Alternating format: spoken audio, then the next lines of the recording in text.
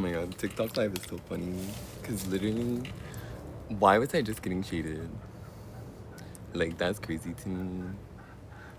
Me getting shaded on the TikTok live is like insane. So troll. Literally.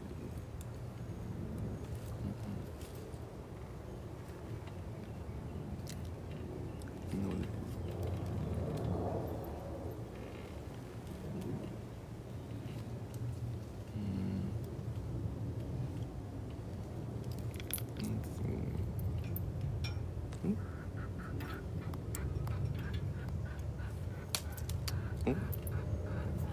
No, I missed that thing. Maybe I should though. Oh my god, bitches be so fake and bitches be so shady because it's like, how am I gonna be scrolling my TikTok feed, literally scrolling my TikTok feed, and I hear shade of my own name? Like, that is literally so crazy to me. Like, I'm literally scrolling and this girl is like, oh yeah, I was live streaming before all these people, I was live streaming before so and so, I was live streaming before Gunnar, and I'm like, who? Is there some other bitch named Gunnar coming on here? Cause no. I was here first. So either you're talking about me or there's some other bitch I gotta worry about now. And it's literally, I am so tired of the destiny swapping bullshit. I am so tired of all this nonsense where people are always trying to get and always kind of take and always trying to be like, and it's like, no girl, I've been the one around the block.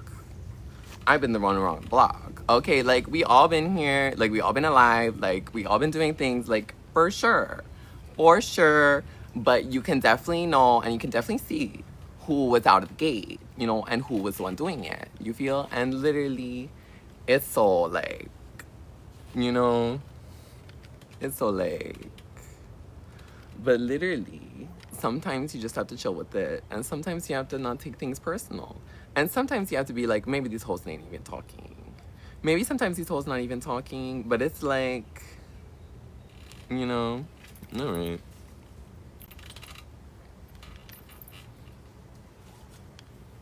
Literally. Yeah.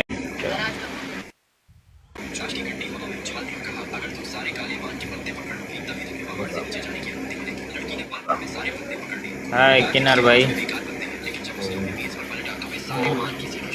Gunnar ले ले सही. Gunnar ले ले.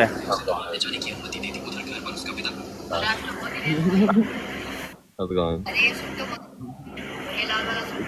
कैसे हो Gunnar भाई? It was kind of funny. So literally, you know, we be doing random things, you feel?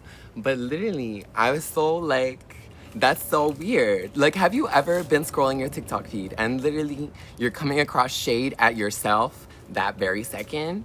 Like, that literally, that is insane to me. And it's so crazy that, you know, you be floating around these girls and things be happening. You know, like literally, I just can't believe. Like, I mean, you know, we know TikTok tarot and it's so like, I feel like the TikTok tarot is like too accurate. You know, it's like too crazy and it's too accurate at this point, and it doesn't really make sense that it should work so well and should be so present and should be so timely, right?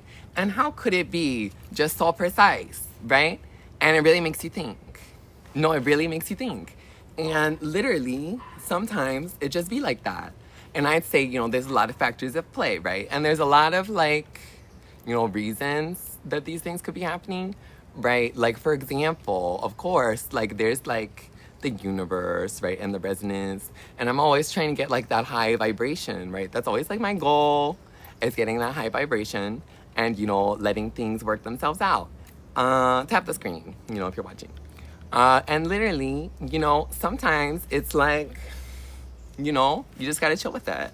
And sometimes it's literally, it's about the reaping and the sowing, right? We love some reaping and we love some sowing. And literally, you know, it's about planting the little seeds sometimes.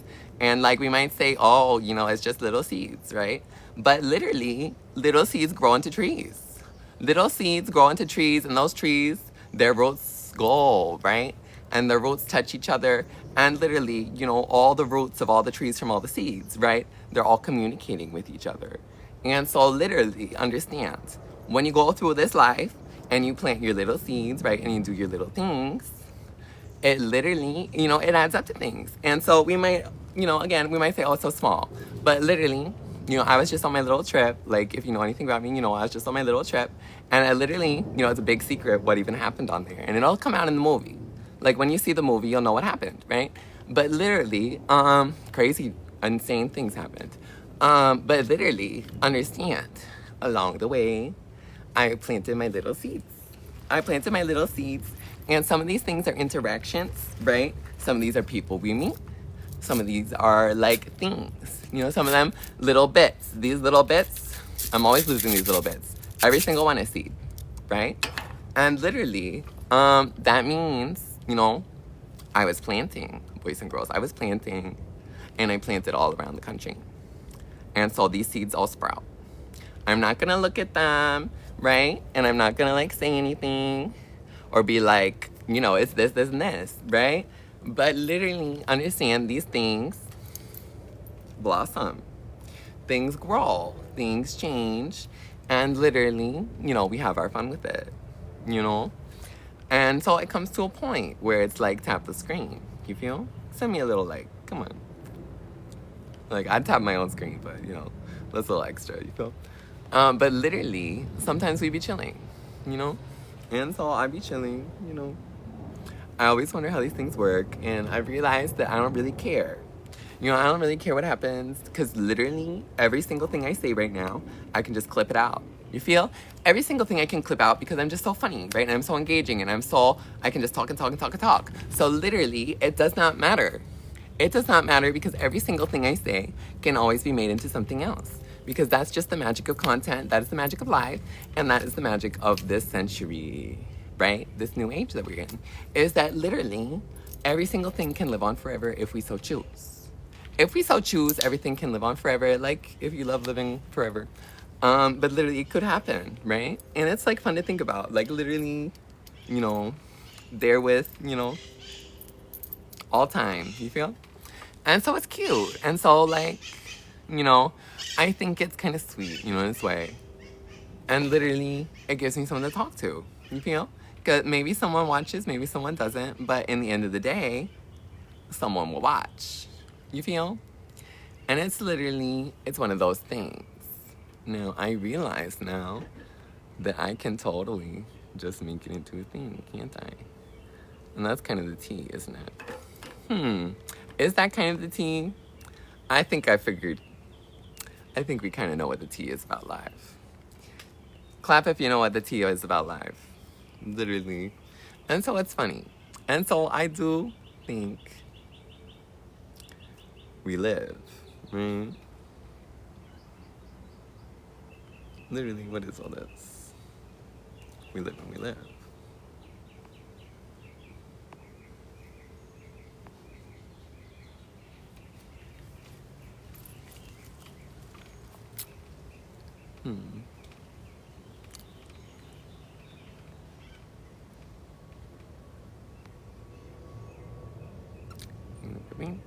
I'm going to my settings.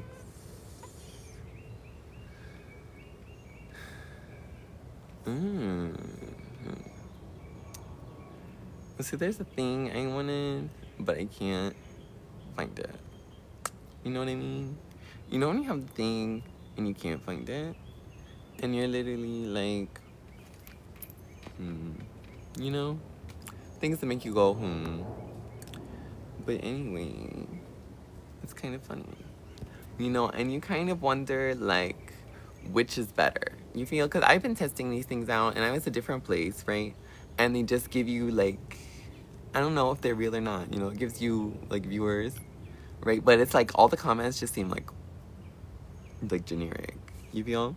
And so, is it better that, like, should you sing as this, should do it like this, and you're like, oh, I'm talking to myself?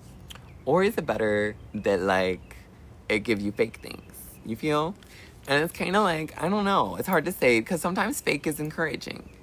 Sometimes being fake is necessary, maybe.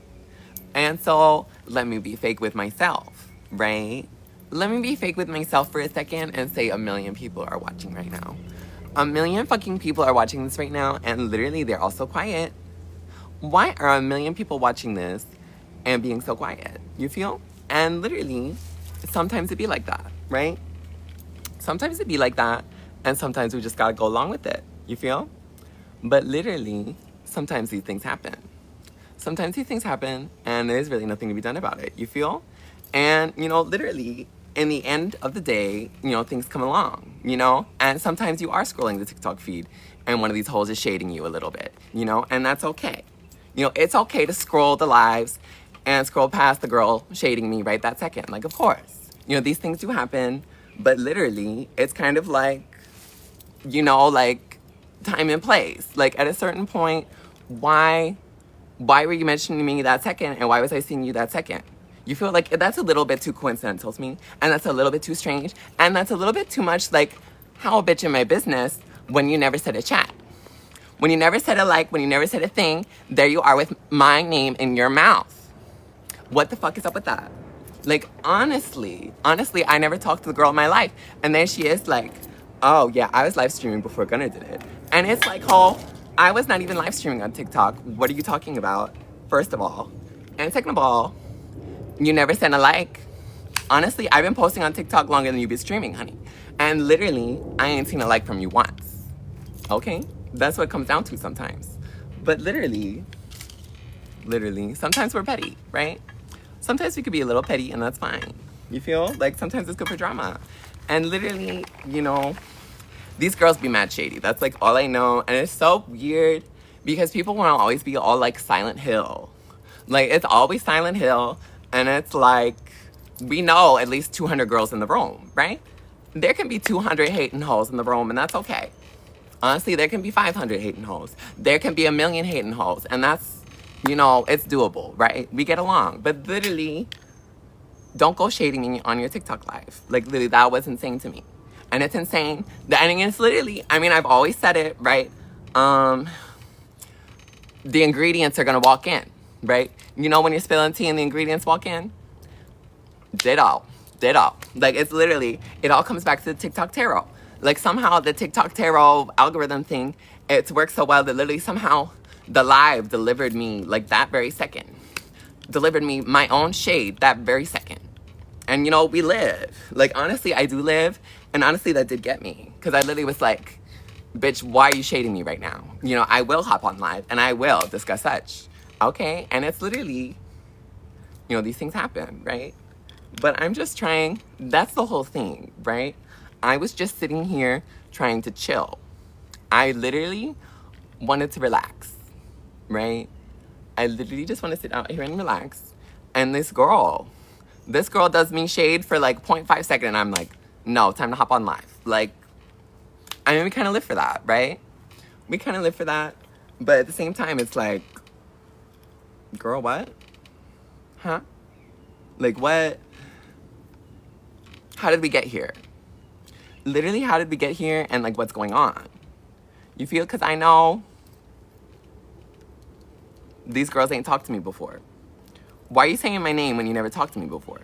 That's what I never get, and that's why it's always like so weird and so fake to me. It's like, how'd we get here? Literally, how'd we get here? And it's so like, I just don't know. But it's like, it's the TikTok tarot and it's the universe, right? And it's like all of the things, and it's like the propagandas, right? And it's all of the, I don't know, that like somehow the government's in here, right? Somehow the government's in here, and somehow that has to do with the tarot, and somehow that has to do with the universe, right? And you're literally like, but what's the TikTok tarot US government universe like up to? You feel? And that's one of the things we have to realize, and that's what I was going on about in my videos to follow. It's literally, these girls need to travel more. These girls need to get out the house more. And I am going to say that shade to all the girls streaming here right now. Y'all need to get out the house more. I'm going to be streaming outside. I'm going to be streaming anywhere. So follow. But literally, confirmation. That's what these TikTok tarot girls be saying. But low-key, it's true sometimes. Low-key, it's true sometimes. Low-key, that little bit of, like, it be hitting on the points. You feel? It literally do. But it's amazing how I can just yammer on, isn't it? Like, isn't that so amazing how I could just yammer on? Like, tap the screen if you agree. Tap the screen if you think I can hear Moran. I mean, that would just be being honest. You feel? But literally, literally, what is that? Yeah. Alright. I don't really have a live goal, so I'm kind of like, you know, we'll put it. You know, we'll see if it like does something. Just to see. So if anyone wanted to send me a rose for some reason, you know, go right ahead, right? But literally, it comes to a point, right? It comes to a point when it's like, so are we selling stuff now? Like, what's up with that? What's up with that? And who's buying these gifts? And if so, well, whoever's buying these gifts, send me a rose. You know, honestly, I prefer roses in real life. Oh my God, I could tell y'all this story. So this was actually kind of funny, and this is actually a rose theme, right? So I was in New York, right? And this is before the story gets classified, so I can tell you this part, right? And so basically, right? Basically, why is it telling me to invite Trixie Mattel? You know what? I will invite Trixie Mattel. Because actually, I did meet her. It's classified, like, where and when. But I actually did meet Trixie Mattel just a couple... Oh my God, was that like a week ago? I met Trixie Mattel. That's too much information already. I'm sorry. I can't tell you more than that. But that's not even what I was trying to tell you, right? I wasn't even talking about her. It just popped up on my screen. But literally, I'm be meeting so many people, boys and girls. But literally, right? I was in New York, right? And I was in Brooklyn, right? And we were by Prospect Park, right? And so basically, I'm there with my friend, right? And we're walking to the station by Prospect Park, right? And he's like, oh, I'm tired. Like, we had to go to the studio in the morning, you know, da-da-da-da. And I was like, okay, you know, but I wanted to go to the Prospect Park because I hadn't been since the last time I was in New York, right? And so I went, right? And so we're walking to the Prospect Park, and there's like food by there, and we haven't eaten anything yet. Because in New York, for some reason, it's very hard to find something to eat now, right? Have you noticed that? People who have been in New York recently, isn't it like oddly hard to find something to eat? Like, I'm just saying. But literally, right, I'm there, and we're walking, and he's like, oh, let's go to the, we're gonna go get pizza, basically. Well, first it was, we're gonna go to the park, and he's like, oh, let's just take the train home. And I was like, let's go to the park, right? And we're walking to the park, and he's like, oh, there's food around here, let's go to this thing. And I'm like, no, let's go to the other thing. We go to the pizza place, like, instead of the, whatever the other place was, a diner or something, I forget. But we go to the pizza place, right? And we're at the pizza place, and we eat the pizza, right? And we walk out of the pizza, and he's like, let's go to the station. I'm like, no, let's go to the park, right? And we're walking through the park, right? And he's like, let's go right. And I'm like, let's go left, right? And we're walking, he's like, let's go this way. And I'm like, let's go that way, right? And literally, it's just because I have like a vibe. I just have a vibe, right? And so I go, right? And we're walking down the path, and all of a sudden, like, we're walking down the path, and I just veer off that path, right? Like, we're on the path, and that second I know I just have to go off the path, right? And I go and I walk off the path, and I just walking, and my friend, he's literally like, no, stop, don't go that way. He literally verbatim, he's like, don't go that way, stop. Like, don't go that way. Gunnar, you're being a child. Like, don't do that. And I'm like, that's so, like, that's such like an extra response, right? And so I'm ignoring it, because I'm like, for some reason I have to go that way, right? And so I'm going that way, and this is not a dream, this is real life. And I'm walking towards that way. And he's like, no, you're being a child. And I'm like, I'm going to be right back. I literally say that. I say, I'm going to be right back. And in my head, I'm like, from what? And I go, and on the bench there, because it's those benches in Prospect Park that are long, along the paths, right? And literally, tied to the bench, yellow roses. Why was I there? Why did I go there? And then why were there flowers? Bouquet tied to it. Right where I went. Exactly where I went. And exactly where I was drawn to go.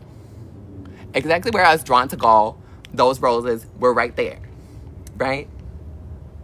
And I literally, just earlier that day, I talked about a personal tragedy that happened in my life.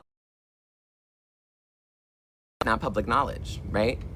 This personal tragedy is not really that public knowledge, right? But I had talked about it to some girl that I was hanging out with, right? And then literally, right? And I mentioned it that time, and I mentioned it when I talked to my friend that I was hanging out with just then, right? The one that said not to go that way, right? And that's the only 2 times I brought it up, right? And then I go to that bench spontaneously that I didn't even know was there. Didn't know any of this. And I go there, and there's the yellow roses, right? Tied to the bench. And there's a plaque. There's a plaque next to them. And it says, those who have left us still sit beside us. on the plaque, on the bench, next to the flowers tied to the bench, I was spontaneously drawn to out of nowhere, where I was told not to go. Does that make sense to anyone? Does that make any, like, because, like, we can go, like, and be like, oh, okay, like, you have a stalker, right? Or we could be like, oh, it's, you know, you're dead so-and-so, right? Or we could be like, oh, it's the Matrix. Or we could be like, oh, I have a different kind of stalker. You know, I mean, at the time, I mean, currently even, I probably have multiple, like, different kinds of, like, vague stalking going on, right? But I don't personally know, like, who and when and how. You feel? Like, all I know is that certain things have a way of happening, right? Because while I was in New York, also, 2 different days in a row, I found these gorgeous designer silk scarves just folded up on the ground in front of me. 2 different days in a row, and I lost both of them. Both of them went missing, and they were gorgeous. Like, truly, they were like, I wish I'd kept them because they were so nice. But they just, you know, they disappeared, you know, and that's that, right? Sometimes things come into our life and leave just as quickly as they went, and that's okay. You know, it's okay that people be going around, hey, Marcus, and literally, you know, things be happening, right? Like, we don't know why. Like, honestly, we don't know why, and, you know, that's okay. You know, sometimes in life, boys and girls, we don't have to know why things happen. We just have to go along with it, right? And so, you know, I go to the random place in Prospect Park, right? And I find the random yellow roses that are for me, apparently. And I take them, right? And I'm like, look, see, because my friend, he had already left me in the dust because he didn't even hear me saying I was coming back, right? And so I had to chase him through Prospect Park in the middle of the night until I finally found him, right? And so I go and I'm like, look, these were where I was drawn to. And he's like, oh, and he's like, that's too scary. And he's like, I'm not having that in my house. Like, like, that's just so funny. But at the same time, it's like, okay, no one left you the psychic roses on the park bench. Like, we got it. Like, we got it. No one left you the psychic yellow roses on the park bench, right? And so literally, that's okay. You know, to each their own, right? And it's like, you know, is it a stalker? Like, I mean, at the time, you know, I was in New York with a certain famous rapper, right? But we weren't together, right? And he's technically in a relationship, right? But it's kind of like we were in New York at the same time, and we both knew each other were there, and we were, like, talking through the Instagram stories, right? But that's not, like, official, you feel? And that's not, like, you know, it's a little bit TMI, you feel?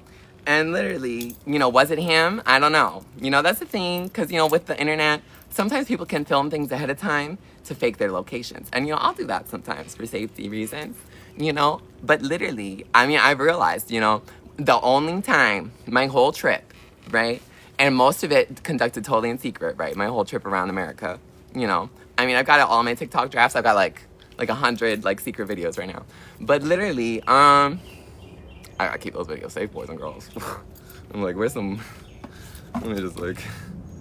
Anyway, but literally, right, I was all around the country in secret. But the only day that I ever disclosed my location, which was at Summer Smash in Chicago, right? The only day, and I was complaining because they robbed me blind, right? I came there with this bag, and it was the bag I was taking all around America, right? My little Telfar bag, right? Super cute, right? It was their 420 drop, right? We love Telfar, pay me. Like, send me some bags. But literally, understand, you know, I've got my little bag, and one of the features of the bag is that it has a little pocket in it, right? And I just, like, toss things in the little pocket and zip it up, you know, and I'm like, whatever, you know. But this time I made the mistake, and boys and girls, heed my mistake. I put an entire buzzball in that pocket. An entire buzzball. And that was like foolish of me, and really I should have known better than to put a whole buzzball in the pocket, right? Because it's just, like, obvious. You feel like, tap the screen if you ever put a buzzball in your pocket. But literally, you know, at a certain point, see, we have someone, and literally, you know, I'm there in the security, and there's one, somehow I got, because I went to the VIP line, because that's where I thought my ticket was, because I bought GA, right? But I was promised artist pass by this other rapper girl I know, right? And she knows someone who knows, I'm not going to say the names, but literally, right, I go to the VIP line, right? And here's my little bag, and they're already cross-faded as fuck, because I'm in Chicago, and I went to the dispensary, right? And so I go, right, and I'm like, and she literally goes like, and she's like, what's that? And she immediately punched that pocket, and I'm like, ah, because of the buzzball. It was too big. You know, the round, like, it's very distinct. You know, I kind of like, I just thought because of the other things, maybe they wouldn't even, like, notice, but, like, don't. I mean, it fits, but I wouldn't, you know? Because literally, you know what happens? Is she goes and she opens the stash pocket and she's like, I wish you people would stop hiding things from me. And I'm literally like, okay, like, chill, lady. But literally, she goes and she just starts, like, dumping my bag out. And literally, because I went all around and I went to, like, every dispo in America, right? Literally, she just starts dumping shit on my bag. And I was like, because literally, I swear to God, she dumped out, like, 6 carts and, like, a whole 8. And literally, like, all this shit just, like, started falling out of my bag. And I was like, like, did I buy this much crap? But literally, and she's like, we have to throw all this away. And I'm like, that's like $200 worth of shit. Like, I literally, at least, like, I didn't even know I had that many. And they were like, some of them were even like half full. And I was like, because I'd just been, I went everywhere, boys and girls. I bought everything. Like, I did everything there was to do. And I had tried everything. And so it was just all there on that table. And the guy was like, oh, don't you want to put it in your car or something? And I was like, oh, do I? Because I had Ubered there. I was like, you know, I was thinking maybe I can hide it somewhere. And then before I could decide, they went, too late. And they went, and they all my carts gone. All my carts gone. And literally, it was just so severe. Because they're, you know, I'm there, right? And I'm like, all my carts gone, right? And literally, I go, you know, out of the VIP line. Because as soon as they throw everything away, I go there and they're like, you don't have a wristband. And they just send me back. So I'm not even in, and they've already thrown away all my shit, right? And so I go to the artist pass line, because it turns out VIP is not artist pass, right? And so I go to artist pass, and I'm like, I'm supposed to be on artist pass. And they go, and they're like, what's your name? And I'm like, oh, da-da-da-da. I'm here with da-da-da-da, right? And so they go, and they type it in, and they're like, oh, that's weird. You are on the list, but you're just GA. And I'm like, how are we on the list in GA? Like, that doesn't make sense to me. And that's, like, busted. Like, that is so busted to me because I already bought a GA ticket. And now you're going to tell me I'm listed for GA. Because why did I spend that? To have the same thing. Like, it's just like... And so literally, right? So I'm there, I'm like, all right, whatever. I'm on the list GA. Like, they don't even give me a wristband. They just, like, sent me in. No, actually, they sent me back to GA line. And I had to wait through all the GA line. And then they just sent me in. And, like, the guy in GA, he didn't even look at my bag. He literally went like this and, like, handed it to me. No wristband, nothing. I'm just in GA, right? And, you know, later on, I mean, I complain. I'm like, they stole all my shit, and I only got GA. Like, blah, blah, blah, blah, blah. You know, I'm crashing all my Instagram story, right? And what I did, though, is I took a picture of the line of the festival, right? And of the GA line, right? And then I posted something like, Summer Smash, count your days, or something like that. And literally, not even 2 hours later, I'm jumped. The only time I ever said where I was, like for like over a month, within 2 hours of saying where I am, jumped. In the ribs. I have a GoFundMe. Donate to my GoFundMe. But literally, I'm hurting. I'm hurting, and it hurts even just to sit, like a lot of ways. I'm here sitting really funny, and you can't tell because of the framing, but I'm here like sideways. You know, like, and it's like, it's super uncomfortable. It's super uncomfortable because literally, you know, I was there at the SD Kid pit, right? And literally, not me airing out my traumas on live. Literally, like, for trauma, you have trauma, like, literally, understand, it's literally, I'm there in the pit, right? And I'm there in the pit, and, you know, SD Kid, he's doing this thing. I actually knew his songs, but I just didn't know his name. And so I was like, oh, it's lit. Right? He's playing all the hits. And I was like, wow, somehow I heard all these hits, right? And so it was lit. But the thing was, I went really close up to the stage. And so if you didn't know, it's basically like Astro World, right? I was basically at Astro World, except in Chicago. And so I'm there in the pit. And so literally, understand, he keeps being like, open up the pit. And literally, the crowd just keeps going like back and forth, right? And I'm just there. We're like sardines. Or literally like, you know, we're here like this. You feel like literally like my fingers. You know, we're literally packed like that, right? And just like we're moving like 10 feet at a time, understand? Like back and forth and like, you know, all sorts of ways, right? And there's people just like thrashing around and like, you know, there's like obnoxious people and there's people holding things up and there's people recording. And literally, what if people make fun of you at practice? I mean, usually what I do, and it, you know, it depends on your situation, is you just kind of like, basically you just like, either you act like they're really funny for doing that, or you just like totally ignore them and act like you're better than them. Like, that's honestly, that can get you really far. It's just being like, so basically, we'll switch story and we'll get back to, you know, the legal things in a second. But literally, I'll be like, if I'm in a dangerous situation sometimes, or it's like a weird like old guy or like some random person, right? Literally what I'll do is I'll literally be like, and literally every single thing they say to me, no matter how like violent sounding or like threatening or like weird, I'm literally just like, and literally you keep your posture and your body language totally like, you know, you're like upright, you know, you're just like, you know. And so, you know, wrestling, I mean, I can't really say I've wrestled, you know, unless, I don't think we'll count that as wrestling, you feel? But literally, it's, you know, guys are a little trickier because I just like, you know, I don't really play guy stuff anymore, you feel? But like, literally, I think a lot of it is just like not showing that they like scare you. You feel? A lot of it is just when people expect you to shrink, grow. You feel? When people want you to step back, step forward. Right? When people want you to get smaller, get bigger. Like sometimes that's the way. And you know, we're not totally trying to be confrontational either. So you have to like measure it out. You know. Yeah, you're welcome. I hope any of that helped. You know, I don't really do boy things anymore. You feel? But it what those things all work for me, you know. But literally, I'm there at the festival, right? And so we're getting sent back and forth, and literally, it's just like it's crazy, right? And then they're like, literally, the phone in the air. I realized partway through is the only reason I haven't gotten crushed already, because it makes me too tall to get like churned beneath. You feel? Because I'm just like I'm staying like I'm an upright French fry in the fucking fryer, like.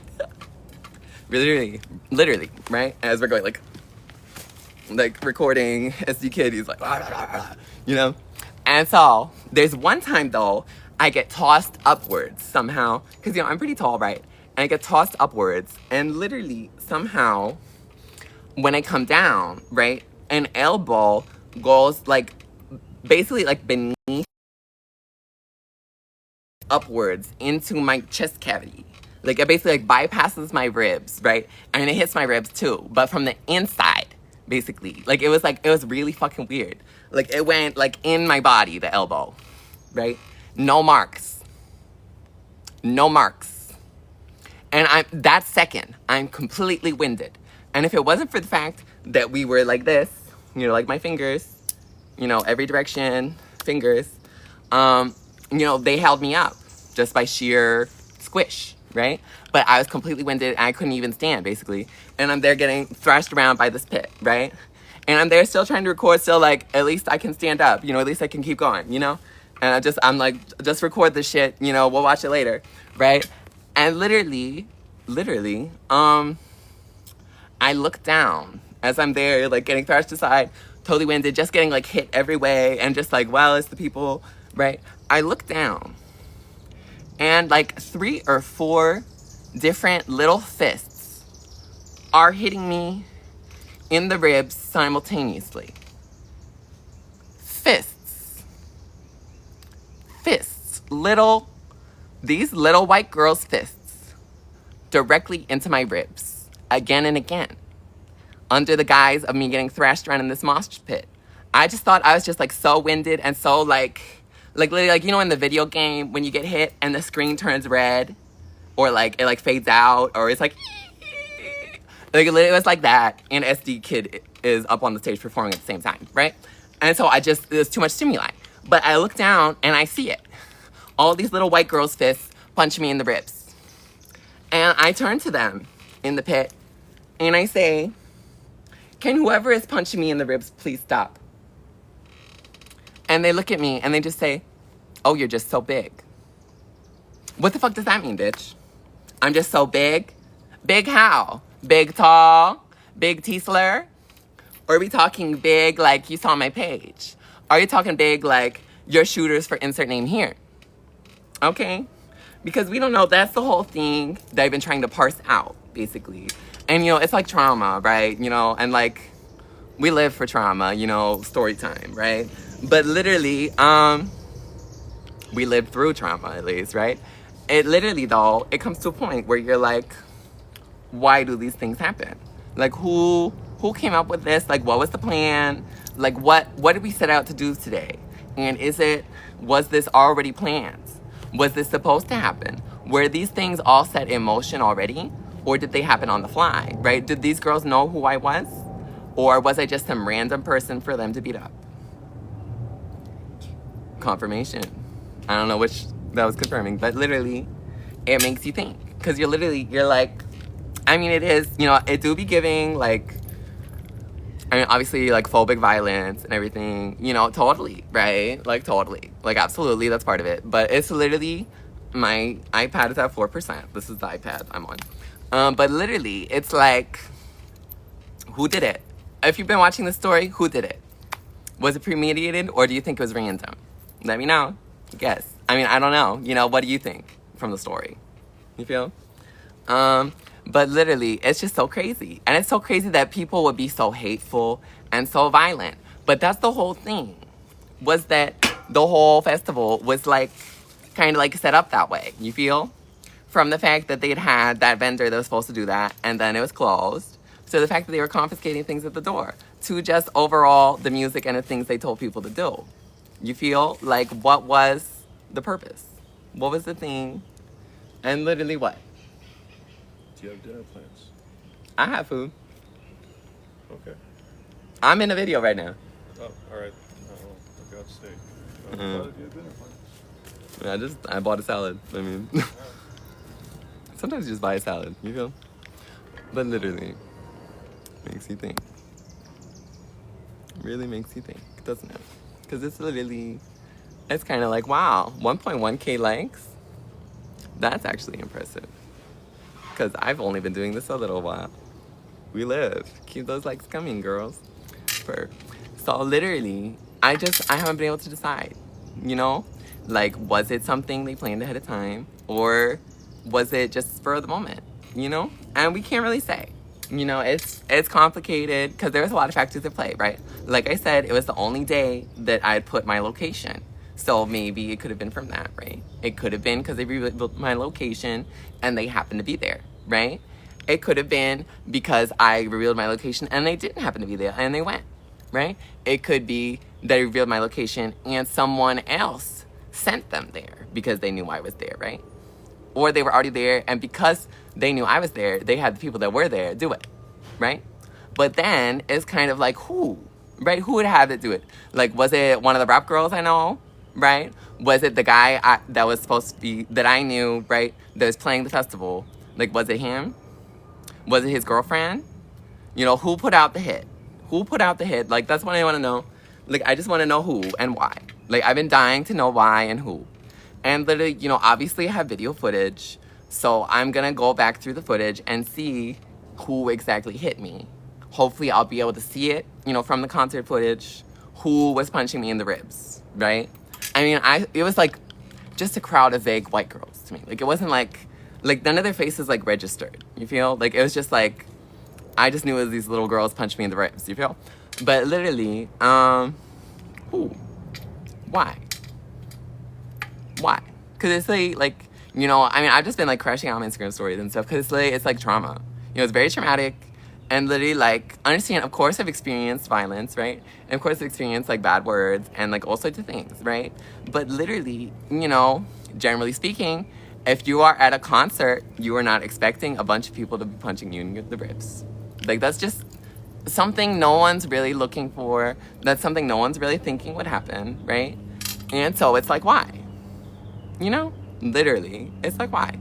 I don't know, but I'm hoping I'll find out, so sometimes that's the thing that I've learned, is that silence doesn't really solve problems. Like, we have to understand, which things to disclose, right?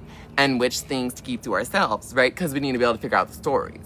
And if you give away every single detail, people could kind of fudge it, right? And they could kind of fake things, right? So you only tell enough strategically that people maybe will fill in the blanks for you, right? Because sometimes people don't remember exactly what you said, and then they'll add something they actually know that they didn't tell you.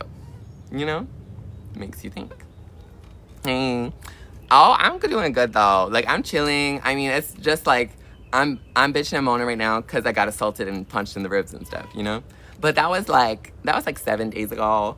I mean, my ribs still hurt, you know, but I'm like an upbeat person, you feel?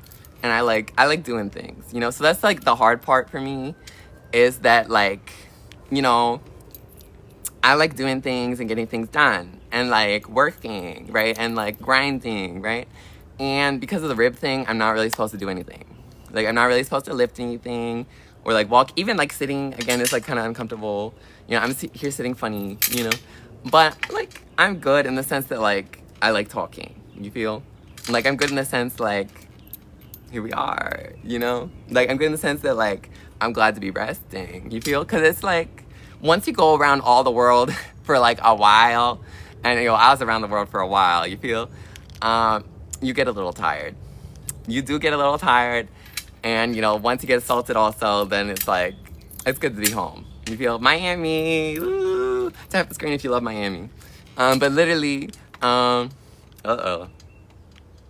Nobody loves Miami. Oh, I'll tap the screen for Miami. There we go. But literally, Miami, you know, I'm chilling, you feel? Like, this is at least kind of fun. But literally, it's so, like, because it's just, like, you're never really sure, like, how far things get, right? And, like, who's really watching and, like, what's really happening. You feel? Because it's, like, a lot of these hoes like to gaslight, right? And a lot of these hoes like to lie. And a lot of these girls like to pretend. You feel? Because that's the thing. So, basically, if you don't know, Miami, it's, like, I mean, it's, like, diverse, but it's not progressive. You feel? Like, there are people from all around the world and, like, all kinds of people here, but people are kind of conservative, right? And so it's, like, weird, if that makes sense. And so, literally, like, then you know, for me, it's, like, I go out to the club, right? Because, basically, in Miami, the club is where, you know, that's where I can meet people, right? And so that's what I've done for a while, right? And so I met everyone there is to meet at the club in Miami. Like, I'm talking every single big name, every single person you could ever name that's a person in Miami. Like, either I know them or they know me. You know, like, that's just how it is, right? And so, you know, every single scene girl knows my name, face, or beef. You feel? But literally, so, you know, every single scene girl knows my name, face, or beef. You feel? But literally,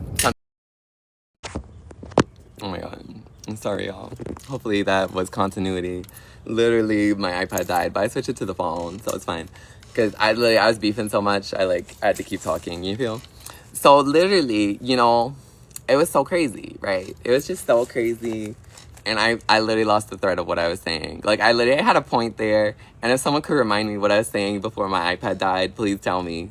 Like, if you remember what I said before my iPad died, please tell me, okay? Because it literally, sometimes it do be coming to a point where you're like, you know, like, what was I up to again?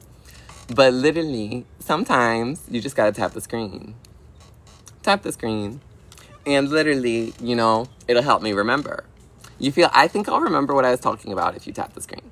You feel? And so it's funny, right? And literally, this thing is just like, it's just telling me things right now. I don't know. But literally, so I was there. Somewhere in this story. And we're going to figure it out. We're going to figure out where I was in this story. And I hope someone can give me like a single word or something that will get me back on the right track. You feel? Because I was definitely up to something. And I definitely had a point. You feel?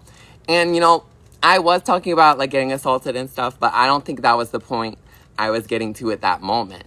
You feel? Like, we'd gotten up to the story where I've already been violenced, right? And, you know, then I'm just like, what the hell? You know, who is it, right? And I was thinking about who is it, right? Who did this? Like, why? There we go. We got to it.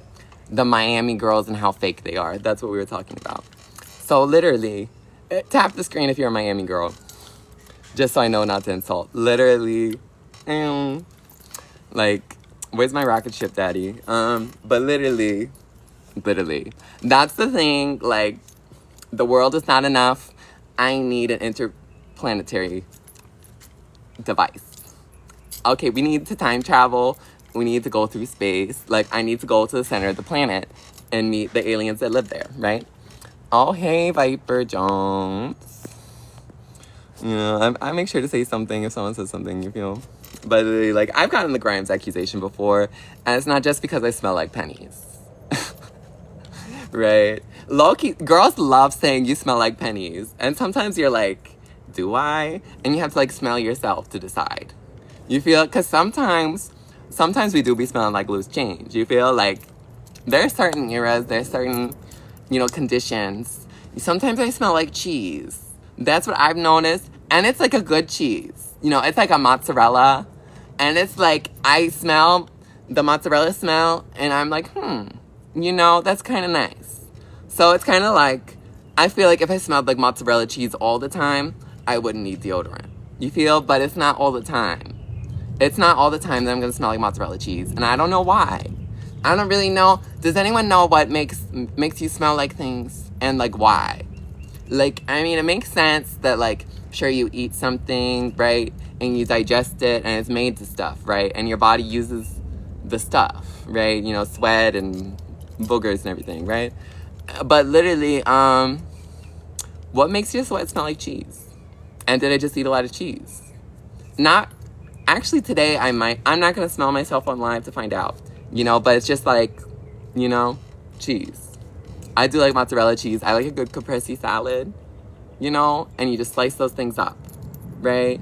Like, I literally love, you get the big log of mozzarella or the balls of it, even sometimes the mini balls if you have grape tomatoes, right? But literally, you go, right, and you slice up that tomato, and it's nice to get, like, I'm picturing, like, a Roma tomato.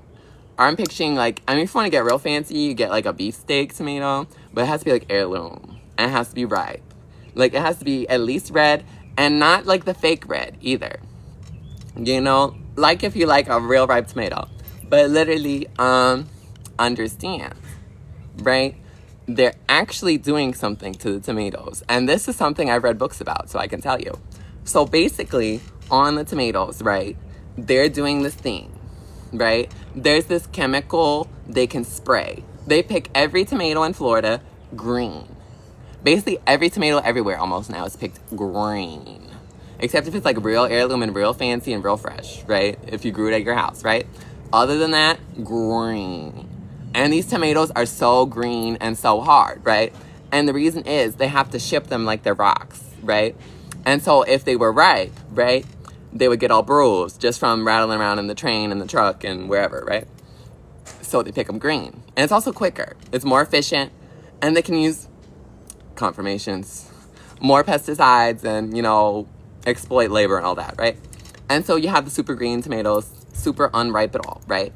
And literally they take those super green, not ripe at all tomatoes, and they put them in these special chambers in like their produce factories or whatever, and they're sprayed with this enzyme. I believe it's an enzyme that turns the tomatoes from green to red. And so it's literally like, when you put a banana in a paper bag, like a brown paper bag, and it turns like, that banana ripens in like an hour, right? And it's because the chemicals of the bag or the banana trapped in there, it ripens it, right? And so literally that's basically what they're doing to the tomatoes, but with chemicals, right? All the tomatoes at once, they're turning them from green to red. And they're like, look, now they're red now. Let's sell them, right? But the fact is, literally, it's not, there's so many bugs here. It's not real. Like, they're not really ripe. They just turned red, right? And so then, they're going through the grocery stores and everything, like all the trucks to get to all the grocery stores and everything. And literally, the tomatoes are not really ripe, but they're ripening just from the amount of time they're going through the system. Hypothetically, they're supposed to hit ripe when the consumer buys them, right? But it's an artificial ripe up into and even beyond that point, right? Because it's just a chemical. And so, literally, these tomatoes, not really organic, right? Not really fresh, right? Not really ripe. And that's the whole thing, is they're nutrient deficient, right? They're not really something you should be eating, like, at that time. Like, there's such a thing as fried green tomatoes, right? And those are very good and very tasty and very stout, right? But those, number one, they're not artificially doing that, right? But number two would be that, in that case, the green tomato, because it's stiffer, it means that the frying process kind of cooks it and softens it, right, into, the fried green tomato. And it's like, onion ring goodness, right? I'm craving that shit right now, but I'm in Florida. Where the hell can I find that in Florida? Maybe North Florida, right? But I probably have to go to the south. But literally, the tomatoes are fake, right? Unless we come back to my caprese salad, hypothetically here. Now we're slicing our buffalo mozzarella, right? And we're slicing again. This is the heirloom tomato, or maybe we grew the tomato ourselves until we saw it, right? We saw what they were doing to the tomato. And it's just so tasty, right? And then you have, the nice big, like maybe it's like one of those tomatoes that's like green and red and yellow at the same time. Like we're getting fancy here. It's all like lumpy looking. And you got the cheese, and then you got the freaking, what are they called? Those little things, the little round things. Come on, someone knows what the name of those things are. Why am I blanking on? They're little and they're green. The little, they go on the salad. They're little and green and they're round and they're like pickled. Literally, no, he is. No, my dad is pretty proud of me, I think.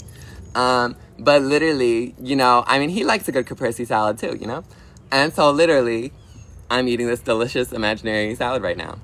And so, we have the little, I don't want to say cornichons, but cornichons are little pickles. You feel? We're not looking for little pickles right now. We're looking for the little round green thing. And it's called, it'll come to me. I'll let you know when I think of it. And so you have that, right? And then you have the balsamic vinegar, and you have the extra virgin olive oil or whatever, right? And you put them, you just kind of like go like, like over it, not too much. You don't want to get it like soaked, right? And you have them all nice and aligned. And literally, it's so tasty. And it's so fun because literally, you always have one tomato and one piece of cheese at the same time, right? And I always like to cut them with the fork and the knife, with the sauce on it, with that little green thing I can't remember the name of right now, right? And literally, it's so tasty. It's so tasty when you do it yourself and it's fresh, or you go to an Italian restaurant and have them make it. Because obviously, it's an Italian dish, so they know what they're doing. Italian food is one of those things in America I feel like that's always done right. There's certain cuisines in America that are not always done right. And you know which ones. You know which ones I'm talking about, where you're like, this is knockoff swill. Like, that's actually how Miami be about pizza. Don't ever have pizza in Miami if you're from New York. Like, it's so disappointing. And literally, Miami pizza just, like, could never. Like, there's a couple, very few places in Miami, where it's good. But it's like, you feel like it's a little much. But literally, it comes to a point. It certainly comes to a point, and it's kind of like, and it's kind of like makes you think, you feel? And literally, you're always like, what's up with that? At a certain point, you have to be like, what's up with that? And like, do I really know what's going on? And at a certain point, I'm really trying to remember what the name of that little green thing is. Because what is the name of that little green thing? And come on, someone who's had a caprese salad, tell me, what is the name of that little green ball that you put on top of the tomato that's on top of the mozzarella while you have the balsamic and the extra virgin olive oil? What is the name of that little ball? I am literally, it's giving me an aneurysm, and I need to know what the name of that little ball is. They come in like, it's like the little cylinder jar, and there's like a bunch of those little green things in it, right? And literally, I don't know why I can't remember the name of it, but it's so like, it's so known, I feel like maybe it's one of those things where like gourmet people know it, but maybe regular people, but like, I feel like you know what I'm talking about, right? The little green ball. And I'm like, what is it? What is that little green ball? And it's just like, it's like concerning, and it's a little bit like, it's a little bit much, you feel? Like, it's enough to drive a girl crazy when you can't remember things, you feel? But literally, at a certain point, you get a little confused. At a certain point, you realize that if you think about it too much, you're not going to remember, But if I don't think about it, it's just going to dawn on me. That's really how things be. And, sometimes you just got to eat that caprese salad in your mind. But I am not having that tonight. Actually, I bought a different salad. And it's not that. Okay? Anyone want to guess what salad I have? Okay, this is like a psychic exercise right now. Imagine the salad I bought at the gas station. What is it? what kind of salad did I buy at the gas station? They had a couple different ones, so there's multiple options. Let's think about it for a second. What salad did I buy at the gas station? And this is a psychic test. I'm trying to see if anyone's a psychic here or can read my credit card receipts. What did I buy? It's a salad from the gas station. What salad is it?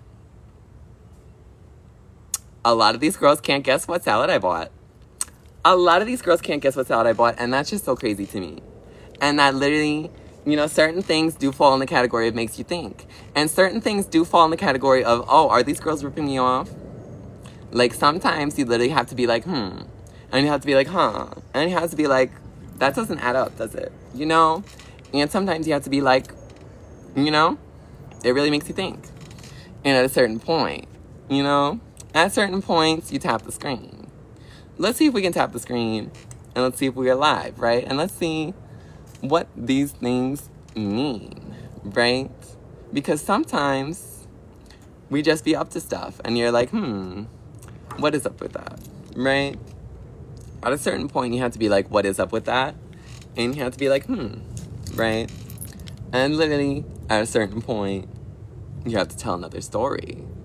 At a certain point, right? But literally, what are these girls up to? If you're one of these girls, what are you up to? Like, and is it getting bitten by mosquitoes outside? Because you're rambling on and on. For some of us it is, and for some of us it isn't, you feel? But at a certain point, you have to just be like, And literally, wasn't that kind of rude, what that person said earlier? I mean, obviously I wrote it off real good. And that's what I was talking about with the bullying thing, is that you just let it roll right off, right? As if it's like nothing. Like, that shit's just nothing, you know? But literally, like, oh, wouldn't your dad be so proud of you? Da-da-da. As if my dad wasn't just there, like, what was that, 5 or 10 minutes ago? As if my dad didn't literally walk right past us on this live, right here, and ask me if I wanted a steak. And I said, no, I bought a salad, right? My daddy bought me a steak, and I said, it's okay, I got a salad. That tells you all you need to know. Like, literally. So stop it with all the weirdness, you feel? But it's so, like, You want a steak? I guess. I mean, I did buy a salad, though. I mean, I don't have to inflict it on you if you don't want it. Well, if they're good, I mean, I don't know. Well, I already guaranteed. Looks like I'm having a steak. But literally, at a certain point, you're like, I can just eat that salad tomorrow, you know? At a certain point, you're like, might as well have the steak. You feel? Makes you think. But literally, actually, I am kind of hungry talking about all this food stuff. Anyone else hungry? Like, I feel like low-key, we're getting into the dinner hour. Literally. And, you know, sometimes you gotta watch something while you're eating. You know, and I do be watching things while I eat sometimes, I'm gonna be honest. Like, sometimes you just want to sit in your room all by yourself and just, like, see something and be like, hee, while you're eating your food, you know? And that's what I be doing. And sometimes I be doing that watching the TikTok live, I'm gonna be honest. Some of y'all might be eating watching this, I don't know. I really, you know, who could say, right? Is someone eating right now? And if so, what? Let me know. What are you eating right now? Literally.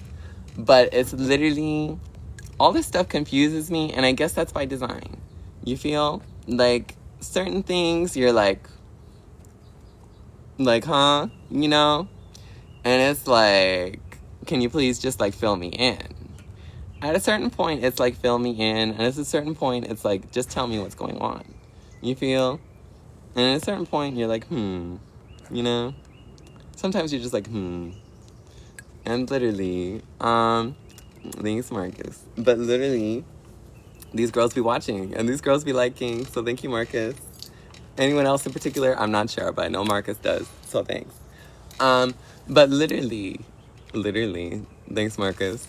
But literally, I am getting hungry thinking about that steak, and it's kind of hot here in Florida, and I'm glad you can't really see it on the video, but I am getting slightly moisturized. You feel? Like if you're getting moisturized, yes, Marcus. But literally, it's funny, and I'm excited about this steak, because actually, that's the thing, and that's like one of those, like, that's like one of those funny things, where it's like, let the man grill the steak, you know? Let that man grill that steak, I'm not touching it. I'm not looking at it. Like, the steak will hit my plate, and I'm like, perfect. You know? As long as it's not like bleeding red, and it's not like a charred corpse, you know, on there. Just like a nice, I mean, I like a nice medium rare steak, you feel? And, you know, that hits. You know, a nice medium rare steak, and then you have your imaginary caprese salad next to it, right? Or maybe you have a nice Caesar salad, right? But it's already tossed, and it has the Parmesan and the croutons on it. That's the thing, and my mom goes on and on about it, and I've come into agreement with her. Caesar salad, when you buy it at the restaurant or wherever, they should toss it in the dressing. They should toss the Caesar salad in the dressing, because literally, why are you making me work for the restaurant right now? Literally, I did not come to this restaurant to toss my own salad like my name Romaine. You know, that's your job. That's your job. Like, I'm paying a tip, and I'm paying for this food, right? I didn't go and make the salad by myself at home like I did with the caprese salad, right? This salad, I went out to the store. I went out to the restaurant, right? And I specifically requested it, right? And now, and literally because of my dear mother, and because now it does bother me so, I have to go and be like, please toss the salad. Please toss the salad. Because literally, how are you not going to toss my own salad for me? Like, do you think I can get back there and toss my own salad? Am I going to get back in the kitchen and toss my own salad right now? Because I don't have that big ass salad bowl y'all have. I do not have the big little salad forks. And I am not working here. I am a customer. So no, I don't want to toss my own salad. And I don't care that it's not sweet green. I don't care that this isn't sweet green right now in this imaginary salad. Like, at a certain point, you just have to be like, I want the salad tossed. And they should honor that. Where's my fucking anchovies? Literally. And where's the anchovies? That's my dad lurking in the bathroom, in the background, cooking the steak, I guess. Have you noticed that your family just loves listening to whatever you're up to? Like, people are so nosy. People are so nosy. No, I was crashing out earlier because they went in my room, right, to get, you know, basically this cash I'd saved to pay my credit card bills, right? And so I'd saved this cash to pay my credit card bills, right? And I went all around my room, and I was like, where is it? Where is this cash I saved? And I literally went, like, I literally went nuts. And I literally, because that's the thing, is I know people are so sneaky, and I know people are so, like going through everything while you're not looking, right? And so I just have invented so many different places I could put it, right? So it's just, like, statistically improbable that someone could access it, you know? And so, but I go, and it's missing. And I look all my places, and it's missing. And I'm like, and literally, like, I just start, and I'm like, someone stole it. I think I ended up finding it. But literally, I swear to God, I had, like, more.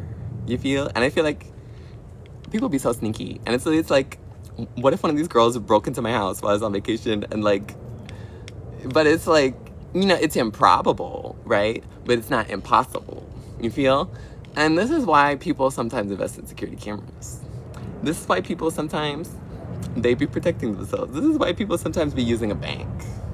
I will say that. Maybe just put your money in the bank, you feel?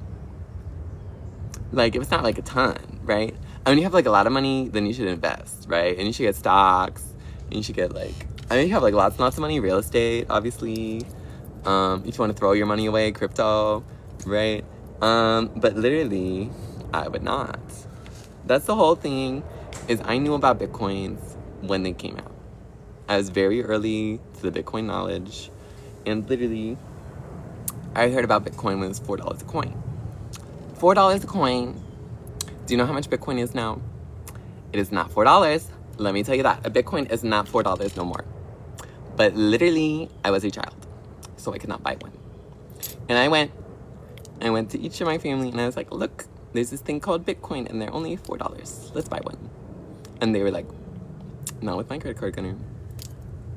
Each one of those thousands of dollars per Bitcoin. And I could have gotten them for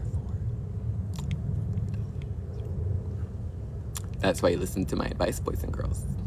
That is why you listen to my advice, and you take heed. And you notice, and you recognize, that maybe I'm a little bit ahead of the curve on these things. Maybe I know what's going on, and maybe I'm very good at predicting. And maybe I know what's what. Because that's the thing, people always look at you and they judge your appearance, right? I mean, I'm sure you know, people look at you and they judge your appearance, and it's literally, it's like so weird, right? Because like, why should people judge me for the way I look and not the things I say or the things I do, right? Because the way you look is not something you do or say. The way you look is just the way you look, right? That's not a sentence. My face is not speaking. You know, neutral state.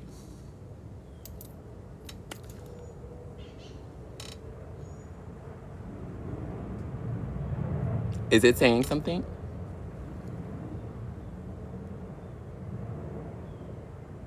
Literally, you know? And it's literally, but people act as if your appearance had anything to do with you or your value. People act as if your appearance had anything to do with your intelligence, your emotional acuity, your finances, what you do, your career. People guess all sorts of shit that is completely untrue from the way you look. And that is fact. That is a fact. And it's so weird to me that in this late age, people still haven't figured that out. That is so weird to me, and that is so strange. Because it's literally, you know, at a certain point, you have to be like, does that add up? Does that really add up? And the answer I would say is no. No, it does not. It literally does not add up. And it's like, I guess this is my cross to bear, you know? You know, if it's your cross to bear, you know, it'd be like that. You feel? But literally, it's so weird. And it's so strange. And it's so like that people should judge you just because of the way you look. And literally, it's like, understand it affects you in all aspects of your life, right? I mean, I'm sure, you know, some of you know, it affects you in all aspects of your life. And it's like impossible to ignore, you know, unless you can somehow get in a situation where no one can see you. No one can hear you, and no one knows who you are. That is the only way the way you look will not affect you, right? And even then, the way you look is still affecting you, because what is this imaginary place that we're hiding in where we can still do things without anyone seeing us? And how did we afford it? Right? Are we in a cave? Are we in a mansion? Are we in a high-rise apartment? Where exactly are we hiding from the world where people can't see us and judge us? Honestly, where? Where is that place? Let me know. But literally, you know, so it comes to a point, right? And it's like literally like, you know, I feel like I talk and I talk and I talk, right? And like, so people will listen or people won't, right? But I hope that through the speech and through the action and through the understanding, people realize, right? That not only am I gorgeous, but I'm like probably the smartest girl talking on TikTok Live right now, right? Because that's the thing, and that's kind of what I was getting at before I got thrown off of all my story, right? Is that basically, right, Miami's rigged. Miami's rigged, and really popularity in the wider world has nothing to do with being popular in Miami. Like, having fans in the broader world has nothing to do with having fans in Miami. And literally, you know, just because you're some big hotshot here does not mean you're anything anywhere else. Like, point blank, period. And so people just be so fake like that. Because literally, you know, I'll go, and, you know, I've got my little TikToks, and I've got my little Instagrams, and I've got my little XYZs, right? And I do my thing, right? People know me. People all around the world, people know me, right? No, literally, I do kind of have those eyes. There are, it's like, basically, I forget what they're called. I mean, they're like almond-shaped or something, but it's that they point.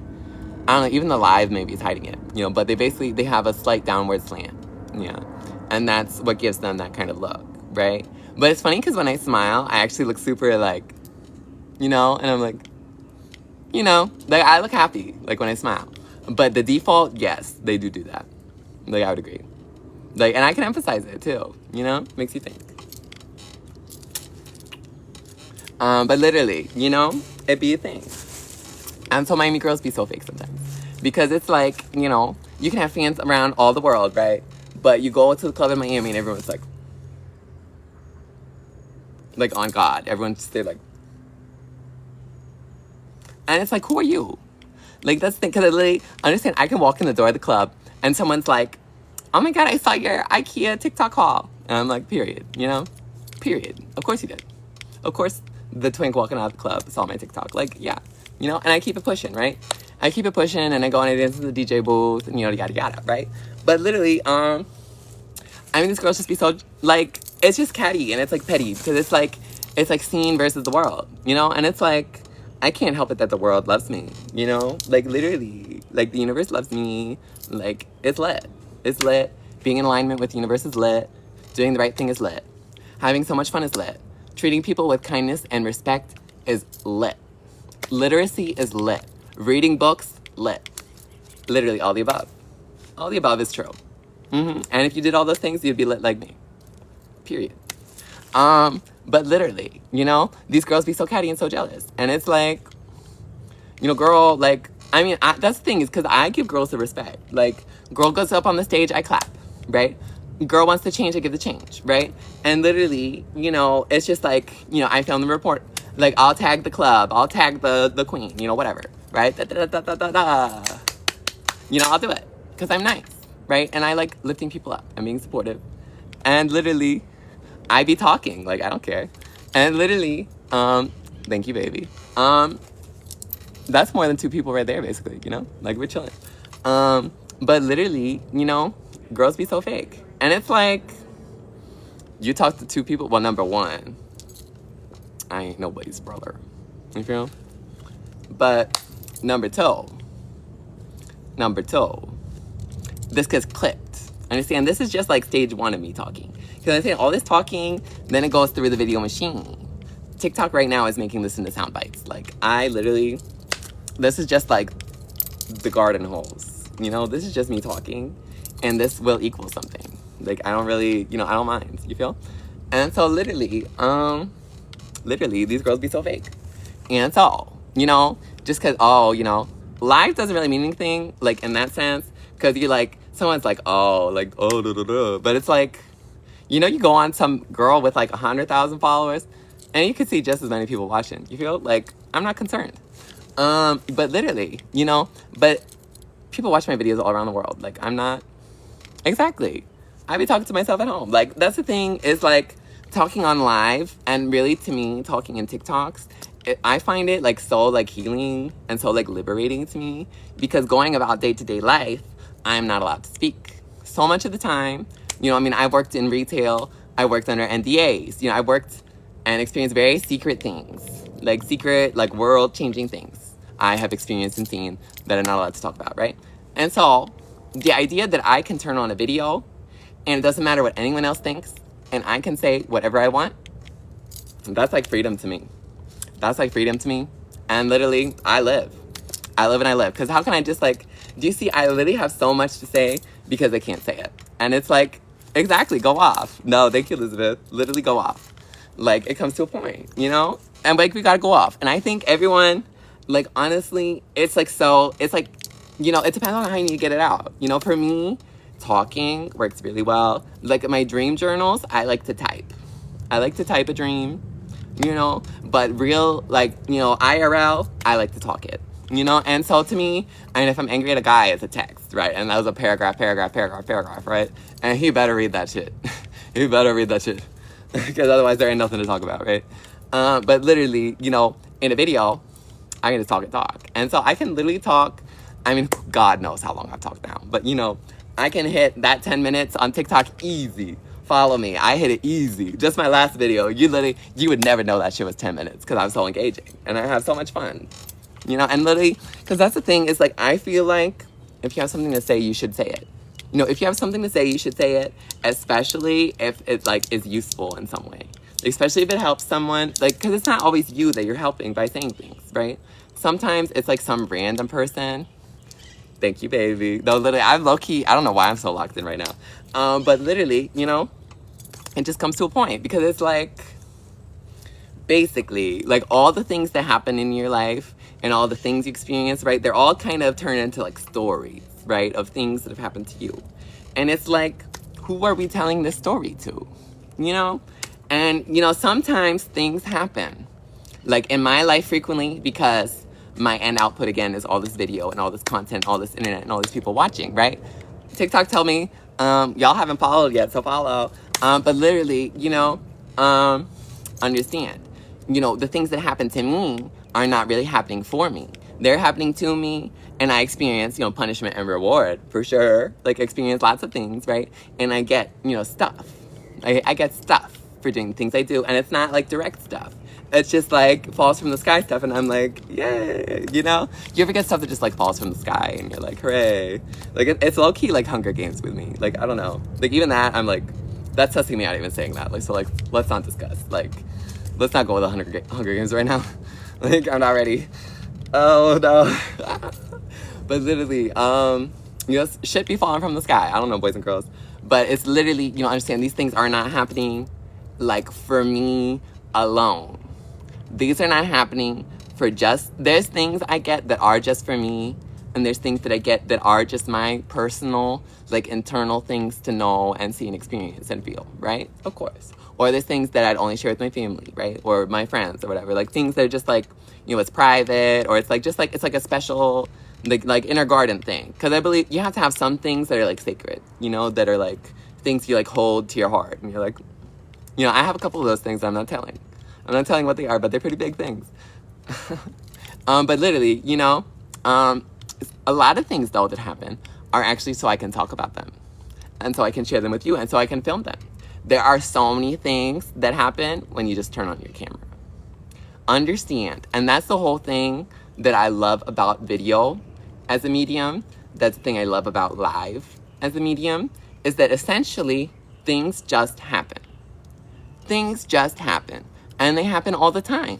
And isn't that really something? Like, how things just like keep happening? And isn't it like a little weird, right? Isn't it like a little strange sometimes that things keep happening? Because sometimes you just think like there's nothing that could possibly happen, right? Literally, I was live yesterday on this place, and now I'm sussed out by that place, because why was Miss J Gottlieb on here shading me about streaming there? Because how did she see me streaming and not say a word? That's weird. Like, that doesn't make sense to me, and it's giving stalker. But literally, anyway, right? Like, that was such random shade for me to find out, right? But I was streaming that other thing, and literally the concept of my stream that time was I was there reading my book. I was there in my little chair just reading my book, and people would just pop in and say hi, be like, whatever. But and the concept was basically I'm trying to read the book, and just things keep distracting, right? And they did. No, literally, that's the thing, is that like if you hit a concept, literally the story follows, and it's so like funny. Like you saw in this live, confirmation. Okay, TikTok tarot. Literally, I was talking about like the comment the guy said. Someone said like, "Oh, your father must be proud of you," or something like that. And then I'm like, he's right there. Da, da, da, da. And then he comes over and is like, you want the steak? It's like, I understand that's the plot. You get that? That's the plot. Like, things happen. Things follow each other, and things have a way of working out, right? Things have a way of having a story, and things have a way of progressing, right? And things have a way of kind of like bridging one after the other. And isn't that like so funny? Isn't that like so strange? You feel? Like, isn't that like so funny how things can just always, move and change and be like part of a thing, right? And if you assign a meaning in a story, such follows. Literally, such follows. And so on this live, the concept was, that I was reading and things kept distracting me. And so I'm reading, and then my mom goes and she's playing a TikTok in the background, and I'm like, I'm having a live, or like I'm reading a book or whatever, and literally like just ran, and she's like, let's go have Chinese food. And I'm like, all right. And so we went in the live that I was supposed to be reading. Instead, I had to go have Chinese food. And so we're there in the car, and I'm like, it's like, you can't do that in the car. And I'm like, I'm not driving. And then I'm like, I'm not driving. But literally, we get to the Chinese food restaurant, and it's so funny because I'm just there, and I eat my little egg roll, right? And I ate my, I forget what I even got, something or other from they have like combination menu. If you saw that live, you know what I did, you know where I went. But literally, yes. No, literally, I had an egg roll, and then I had, I'm trying to remember, because it's one of those names that kind of like rhymes, and it's not usually what I get. But it's my mother, she always loves it when the dish has like one of those funny rhyming names. So it's one of those. It's not egg foo young. It's like, I usually get the, see now, why am I, well, if I'm at a Thai restaurant, my favorite would be Pad Siu or Pad Woon Sen. No, literally, she loves the Dr. Seuss. No, my mother, if you ever watch her on live or her videos, she's kooky as hell. Like, you think I'm kooky? My mother is kooky. She is so damn kooky. But literally, me and her, though, we're trying to do, you know, the app for live streaming of shopping that I'm not gonna say the name of. We're doing it there. I might do some here too. We'll see. But she's doing it there, and she's so funny. She's so kooky. And literally, we were coming up with her brand, and she literally, well, my mom's name is Kim, right? And so we were like, Kim's Cabinet. And so we were laughing and laughing. We were just coming up with all the names we could rhyme, like with her name. Like basically, like Kim's Cabinet, Kim's Cottage, Kim's Cove. Like literally, we were just going like Kardashian style, but going through like da da da. Like we were having so like we were cracking ourselves up because like, she put in like her description. She was like, "My cabinets are overflowing." And we were just like, that was cracking us up. Like I don't know the concept of like because it's like a very it sounds like kind of like Victorian, you know, like oh my cabinets, you know, like it's like funny, you know. We were laughing and laughing about her cabinets overflowing. But like, yeah, usually I get like if it was a Thai restaurant, I get Padawoonsan or get Pad See because I don't like it when there's peanuts. I'm gonna be honest. Like I would like it fine if the peanuts weren't there, but to me, I've never been a fan of like random peanuts. Like I don't know if they grind up into sauce, or even if I ate the peanuts, like I'm having a peanut, you know. But like the concept of like, cause it's kind of like almost as if they dropped like gravel in your food or something. No, literally, yeah. Like it's like, and low key, it's like sometimes it feels like a trick for like the people with a peanut allergy. Like, ooh, T, let's see your friend's boyfriend. But literally, I feel like it's kind of a trick. Like sometimes I just like, it must be so hard for people with food allergies. Cause I feel like the most random foods, sometimes they're just like, here you go. Like, we touched some peanuts on this just for fun. What did the triangle say to the circle? You're so well-rounded. Hopefully that was the answer. That'd be my guess. But literally, what's it? It must be that. You're so well-rounded, right? Or, I don't know, that's the only thing I can come up with that. Hopefully that was it. But literally, yeah, my mother's kooky, I'm kooky, and we'd be eating. And so I'm there on the live stream and I eat the food, you know, and I still can't remember the name of the food I ate. Sorry, but there was an egg roll, and there was also wonton soup. If you saw the live yesterday, you saw exactly what I ate, but I literally, it's like the neurons mama. But literally, you know, I'm just there eating the food on the live, and the waiter was kind of like a little bit sus, but then every time someone came into the restaurant, and like random people started like calling the restaurant and like ordering things, and I got a little sussed, and I was like, are they ordering food from this restaurant right now? Because I'm in here. And when we went to pay, the people in front of us, they were buying their takeout, they kept like side-eyeing me, and I'm literally there still on the fucking live, and they're just like, like, because like I don't want to be sus, and like they don't want to be sus, and so we're all just like standing here being sus, you know? No, literally. No, what's the joke tease? Yeah, what was the answer, right? No, I swear, sometimes people just speaking random things. Yes, what did that triangle say? That's Elizabeth, I get you. Because that's the thing, open-ended things like that will bother me so much. And that's literally, we have to realize leaving things open-ended is like a tool that like, I mean, that was not a man, but leaving things open-ended is something that men use to control us. Like low-key, leaving things vague, leaving things unsaid, leaving things unresolved is like such like a cliffhanger. And literally, hey class, oh, does that mean I'm teacher? Ooh. Well, I'm kind of teaching, I guess. But literally, it comes to a point, right? And it's like, you know, why are all these men always leaving things so open-ended, right? And so confusing, right? And so like, you know, why aren't we just saying, you know? And I mean, for me, you know, a lot of the time it's just that he's DL, you know, or whatever, trade. And literally, these girls couldn't pull trade if they tried. Like, that's the thing. It's like gay boys, they always think they're pulling trade, and they're like, oh, I'm with my trade. And I see a picture, and I'm like, that's a gay boy. That is not trade. No. No, I am.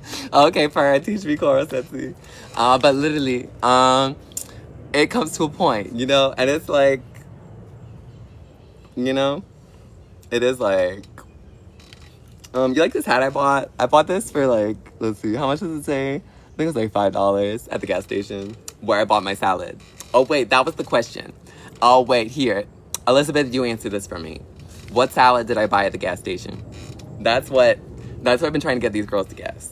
That's like the, yes, no, exactly, but what salad? Because we're testing to see if you're psychic. What salad did I get at the gas station? Like, there is like 3 different ones. Oh, so close. That was one I thought about. It was there. Do I have diabetes? You know, it's funny. No, it wasn't Caesar, but it was one of the options. Yes! That's good. It was Cobb salad, and it has the eggs on it. Okay, Elizabeth, you know, honestly, second guess, that's not bad. Like, that's like, low-key, you could be a little psychic. But funny story, though. So I was talking to my ex, and he went to the doctor because he was feeling bad, and it turned out he was in pre-diabetes. Yeah, my ex. He has pre-diabetes now. And, you know, he was feeling funny because I can't reveal the plot of my movie too much. You know, so I can't really, like, tell you, like, the what and why. Because you have to watch it in the movie, you know? But literally, basically, right, he went to the doctor after all the things I can't talk about. Yeah, period, exactly. And literally, it turned out he had pre-diabetes. And it's that his family's Colombian. And so basically, it turns out not the best diet if you could be diabetic. Like, there's certain, and it's like regrettable, there are certain regions of the world where the cuisines, they're not good if you have a health condition. Like, there's very few cuisines that are good, I would say. You could eat, like, sushi, but even then, maybe, like, you could mercury poison yourself or something. Like, eating's funny, right? It's kind of like you have to just, like, eat everything and hope. You eat everything and hope you're not allergic to anything and that nothing's spoiled. You feel? And you just try to eat, like, as many things as you can. That's my thing, is you should never eat the same thing all the time. It should always be a different thing. And even if it's, like, not always a healthy thing, as long as it's different. You know? Tapping on my lighter ASMR. Oh, that's not very good. I mean, that's the thing, is I don't really have anything, like, live legal to tap on, you feel? Like, I can tap on the seeds I was talking about, right? Actually, no, that's kind of good. Wait, I'm having fun. Like, that was a funny suggestion. There's, like, these things. You usually have to buy them. Can you hear that? You usually have to buy them for, like, 97 cents a piece. But I just lost one. I'm already losing the shit. But literally, 97 cents. So plus tax, like $1. But then the credit card minimum is like $5. So I have to buy 5 of them, right? And basically, I lose them every time I'm zooted. Yeah. Oh, no, the Cobb salad. That's the thing, actually. I went and I dug through all the different salads they had in the cooler at the gas station.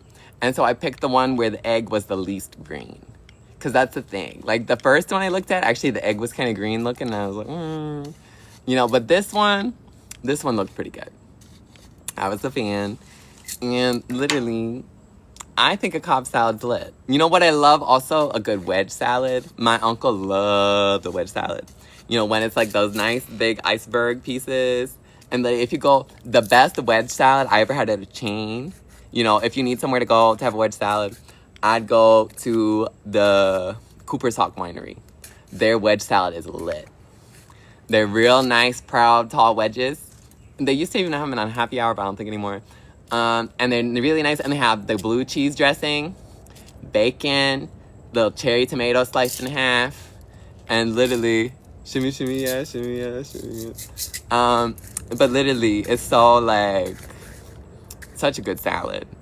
And I can't believe we keep talking about food, because I'm getting so hungry. I hope somebody's eating. It's not me right now, but hopefully soon. But literally, salad's lit. Like, that's the thing. And honestly, that's something that gets me a lot of the time. Is like, why is there so much propaganda against healthy foods? Why is there so much against healthy foods? Like, ooh, broccoli, ooh, Brussels sprouts. No, literally. No, food's lit, low-key. I love eating. But literally, it's so, like, because that's the thing. Actually, there's lots of vegetables and fruits that are super tasty. And they act as if, like, on a children's show, they act as if it's like, ugh. And it's like, okay, so we're going to eat the breakfast cereal with, like, the Monsanto chemicals on it instead? Like, that's not really clicking. Because to me, eating bug killer is way grosser than eating a vegetable, in my opinion. eating like random crap that's not made for human consumption, I think is much grosser than eating a carrot or like broccoli or like a Brussels sprout, you know? And literally, me and my ex a while ago, ex blocked, never want to speak to that person again. But one time we were tripping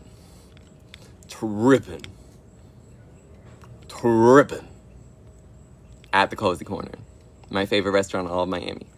And it started hitting right then. And it's like, I haven't even gotten to pay the check yet, you know? And it started hitting. And my ex tasted the chicken nugget, right? Super picky eater, right? And was like, this doesn't taste like anything. And I was like, exactly. Because it's not real food. That's the thing. And my girls that have tripped real hard know, when you trip, you only taste the texture. It's like you taste the molecules. Like, you know, in the show Supernatural, Castiel the Angel talks about it one time, is that he can't taste food. He just tastes what it's made of. So he would literally like, and it would be like water, carbon, like literally straight up, he just tastes the composition, right? And so essentially that's what happens, is that when you eat the food, you can't actually taste it as food, as something you're like, yum, yum, delicious, and like swallow. Like you taste it and you're like, this is texture. And so when you eat processed food like that, you realize that all of the flavor and all of the like tastiness of that food is fake, basically. And that only like most natural foods would you notice as like pleasurable. Like, cause like eating a chicken nugget or like something like a French fry, like even like, I don't know, you know, that kind of thing. It's literally, it's like eating a sponge or something like that, right? If that makes sense. But whereas you eat a fruit and it's like, you're like, you know, and it's like, it just tastes like alive. Like, literally, it's like different. It just is. And it's like, you know, if you know, you know, right? And so literally, fruits are so good. And you should follow, one of the things about me is you should follow cravings. I mean, if you have like bad, unhealthy cravings, like maybe not, you know? But me, I have such like a diverse array of cravings because I've tasted so many foods, right? And I'm getting so in tune with like my body's needs because I've been in a bit of a nutritional deficit at times, right? And so I've learned to learn what my body wants. And so, like, for example, when I bled out at 3 points last year, you know, I was rolling and basically the blood just started gushing out of me because I got cut. And it started gushing out of me in the line. And it was like a whole thing. And literally, but then I was will call. And so I'm bleeding out and I'm on the fucking will call line. And it's like, why am I having to smile while I'm bleeding out in the will call line of 3 points? Rolling. But I got in, you know, I got med tent, right? And so they bandaged me up. That only gave me like 3 STDs, having an open wound there, right? But literally, yeah, literally. I got medicated though. Literally, don't go to a music festival while you're bleeding. Yeah, that was a lot. That was a crazy night. Last year, 3 points. I'll probably go again this year, but I'm hoping someone will list me because that was a lot of trauma to pay for. That's my thing, is I don't like paying because, I mean, I'm talent, number one. People have to recognize I'm talent. Like, how many girls are going to go on here and talk nonstop for, like, God knows how long, you know? I'm talent, right? And so talent isn't meant to pay. At the club, at the whatever, literally, girl, we could talk about anything. Like, just bring up a topic, I'll talk about it. Literally, though, you know, talent shouldn't pay. Like, for example, you know, when I was in Chicago, right, and I got beat up, and, you know, the girls jumped me and everything. Yeah, literally, can't shut up. You know, I had paid to go there, and it's like, it turned out they had listed me, but it was too late, I'd already paid, right? And then it's just kind of like cursed. Because the thing about when you pay to go somewhere, and your talent is, number one, they should be paying you. Or it should at least be free, or they should at least be giving you a drink if you're talent. If you're entertaining, if you're up on the stage dancing, if you're dancing and every eye is on you, if you're behind the DJ booth dancing hours at a time, they should at least be giving you free drinks, minimum, free entrance, minimum. Minimum. And that's not even talking all the dollars they should be putting in my hands, right? But literally, understand in Chicago, the moment I got there, it was a bad vibe, and I knew it was a bad vibe. and I stayed there and got assaulted, right? Why did I stay when I knew it was a bad vibe? Because I had paid. That's the whole thing. When you're talent, you should never pay because then you're trapped. And that's the thing. And I've talked about this in my TikTok videos before, so follow and maybe you'll get it, right? They're literally music festivals, concerts, and expensive experiences as events, right? Mostly concerts and music festivals and extremely expensive clubs are used by narcissists and sociopaths and those kind of people to look for victims. Because basically, if you have paid a large amount to be somewhere, you're not gonna leave. And that's why talent should never pay. Be totally free, right, to leave at any time if the place does not meet my standards. That's the thing, right? And so the moment I got there, it was not meeting my standards because they'd already stolen all of my marijuanas, all of my goodies that I bought from all over America from every legal place. They stole them all and throw them in the trash, right? But I've already paid to be there. So I'm like, shit, I guess I still have to go in because I paid, right? And then I go in and like my trade I'm there to see doesn't even acknowledge me and parades his girlfriend around in front of me while he does his set, right? And it's like so rude. And he's like, you know, I'm not gonna expose who it is, but you know, if you know, you know. But literally, you know, it's just so rude. And even then I want to leave too because it's like, ugh, I'm GA and they stole all my stuff. And now I'm being mocked on the stage by his girlfriend, you know, yada yada, right? And so I stayed and then I got beat up, you know? But if I hadn't paid, I would have left and I wouldn't have gotten beat up. And maybe I wouldn't even have let that stuff be stolen from me because it would have been like, screw that, and left. So that's why you as talent should not pay. Talent should never pay. And literally, you know, that's the thing about the Miami girls and that's the thing about the clubs. The requests. I didn't see anything. Requests for what? I didn't see. But literally, so crazy, right? Because it's like, that's the thing. It's like people will really, it hasn't popped up, I don't know. The people will literally, you know, use these events for these things. And literally, I've been in, thank you, baby. I've been in so many situations, you know, where these things happen. And it's so like weird. I mean, we call them, like me and my ex, the one with the pre-diabetes, we've talked about them, like basically they're energy rituals. When you're like when you're very pretty or very energetic or very powerful or very elevated or very like cool, right? People will use these events basically to torture you, like against your will in like various ways. Like I've had guys, for example, you know, they'll go and they'll hit on me a lot, right? And they'll make lots of moves on me and they'll get real close to me and basically be real flirty, right? And so the second something gets like a little bit more, or like the second basically I have to do anything, because the guy's been doing stuff all along, right? But the second I do something, the guy's like, whoa, what was that? And I'm literally, with the moment that happens, I'm like, oh, like, okay.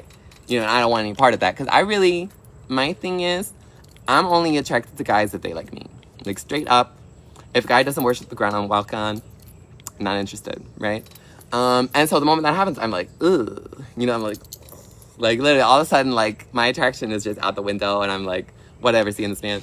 But literally, it's that the guy does that because it's a humiliation ritual and it's to gain power. Because I understand this guy, and he even went here on TikTok and posted something like saying that I was on because he did this shit to me. And it's like, no, you're manipulative, like, okay, like all I do is like regular garden love, regular gardening, point blank period, that's it.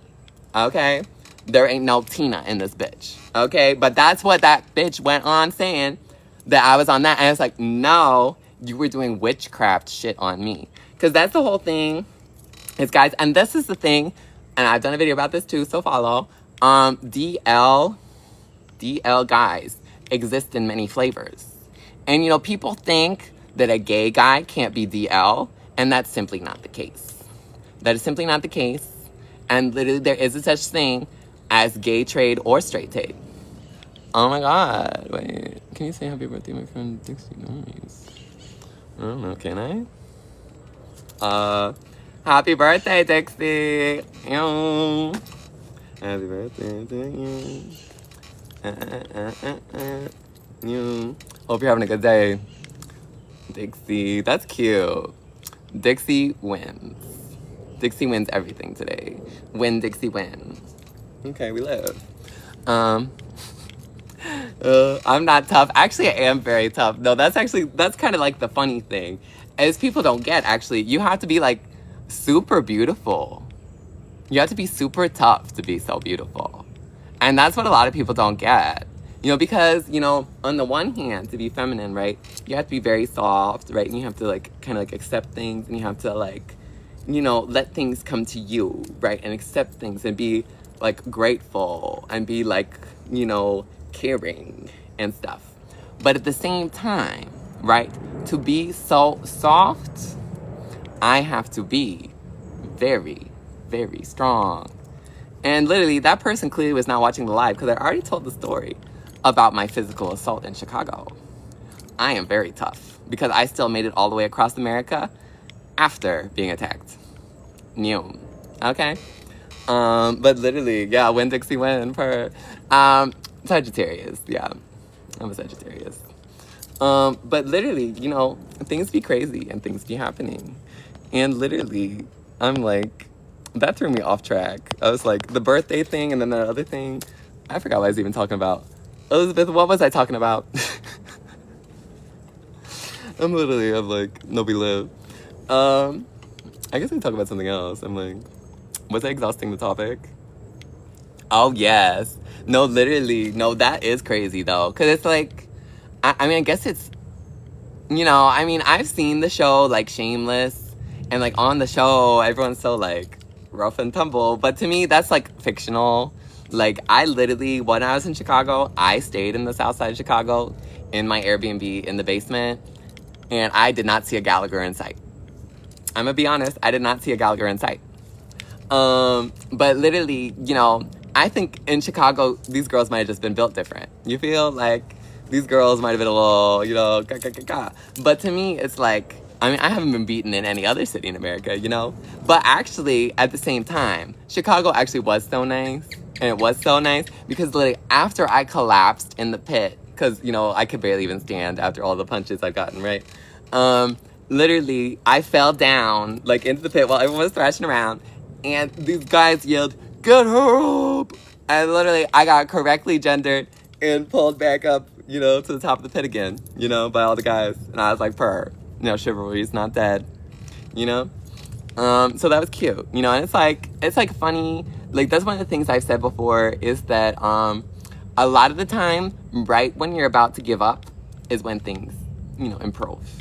Right when you say, "Oh, I can't do this anymore," you realize you can. Right when you say, "Oh, there's nothing left," there's something left. And as long as you're alive, I think that's going to be the case. You feel? And so that's good. That's nice. Thank you, Elizabeth. Yeah, literally. Literally, that's the thing is, like, I have asthma. And so every time I get, like, injured or, like, sick from anything, then I also fix the asthma, right? And then I wish I could do a flip. I'm like, I can't flip. Like, I'm not built like that. I always wished I was a gymnast, but I am not. I'm like 6'1", stiff as hell, injured. No flips here. Literally, but yeah, I definitely was hurting for a while. Like, I'm doing these lives now because it's something I can do at home. Because it's just like, just like lifting stuff. Because I usually do antiques, and I sell antiques on eBay. I sell antiques in person on Lincoln Road on Miami Beach, but that's over for the season. But literally, understand, usually I'd have to carry like hundreds and hundreds of pounds of things. Literally, bins and bins of things, furniture, lamps, ceramics, like literally the whole road show. I have a big car, and I literally bought it with all the money I made doing antiques. Literally, no, my mom was on Antiques Roadshow one time. Fun fact. But literally, you pack all the shit up. But the thing is now, because I got punched in the ribs and everything, I'm just like too, I'm too wrecked right now to do that. Like, it hurts. Like, even sleeping funny hurts. And it's like, I can't make money selling antiques right now. Like, not in the way that I did or would, Like, not at the scale and volumes and, like, physical labor required. So, I'm doing lives. That's what we're doing. And it's, again, because of the fake-ass Miami girls and the fact that, that happened in Chicago. But things like that have happened in Miami, for example. And, I love telling stories, so I'll tell. This one is mostly public knowledge now, but some details are still under wraps, right? But basically, back when I was with my ex that has pre-diabetes now, that's not the only fact about him. It's just how you would remember if you heard the story, right? Literally, he's a nice guy though. I mean, we had our problems, but things are better because he's in a better place now. You feel? But literally, sometimes you need a long distance guy to like vaguely care about you. You feel? But literally, right, back when we were together here in Miami, we were both in the same place, and he slept in my bed every night. We were like, it was cute, other than all the other stuff, I got invited by Kesha's team. Oh, no, he's not dead. No, he's alive. He's alive. No, low-key, now you say that, I hear it too. Low-key, no, he's alive. Like, he went to the doctor in time. If anything, I'm much closer to death than him right now, so it's good. But literally, back when we were together, Kesha invited me, her team, they emailed me or like DM'd me or something, and basically they asked me to come to Kesha's boiler room set she was having here in Miami, right? And it's Kesha TikTok, the song Kesha, literally, yeah, Kesha. Her team invited me to come to her boiler room set here in Miami, and it turned out it was at this place. It was with White Claw and Kesha and Boiler Room, and it was all happening like a mile from my house. Coincidentally, the whole event was happening a mile from my house, and I was like, well, I'd have to be fucking stupid not to go to the invite. I'm personally invited by Kesha to this event a mile from my house. I guess you should go, right? I guess you should go to the event since I'm going for free to dance with Kesha, right? And so, as one does. Again, girls, why would I pay to go, right? Does that make sense to you? Why would I pay? And literally, I go for free, right, to Kesha Boiler Room, and they're in the VIP room. And it turns out in the VIP room, all there is to drink is White Claws, vodka, and Red Bulls. There is no water in the VIP room. So, the vodka, to dilute it with the White Claw and the Red Bull. Oh, wow, everyone's having. Oh, my God. Happy birthday, Dixon! We kind of live for that. So many birthdays in the house for some reason. I don't know what that's about, but happy birthday. Hey. But literally, I'm there at Kesha's Boiler Room in the VIP room, right?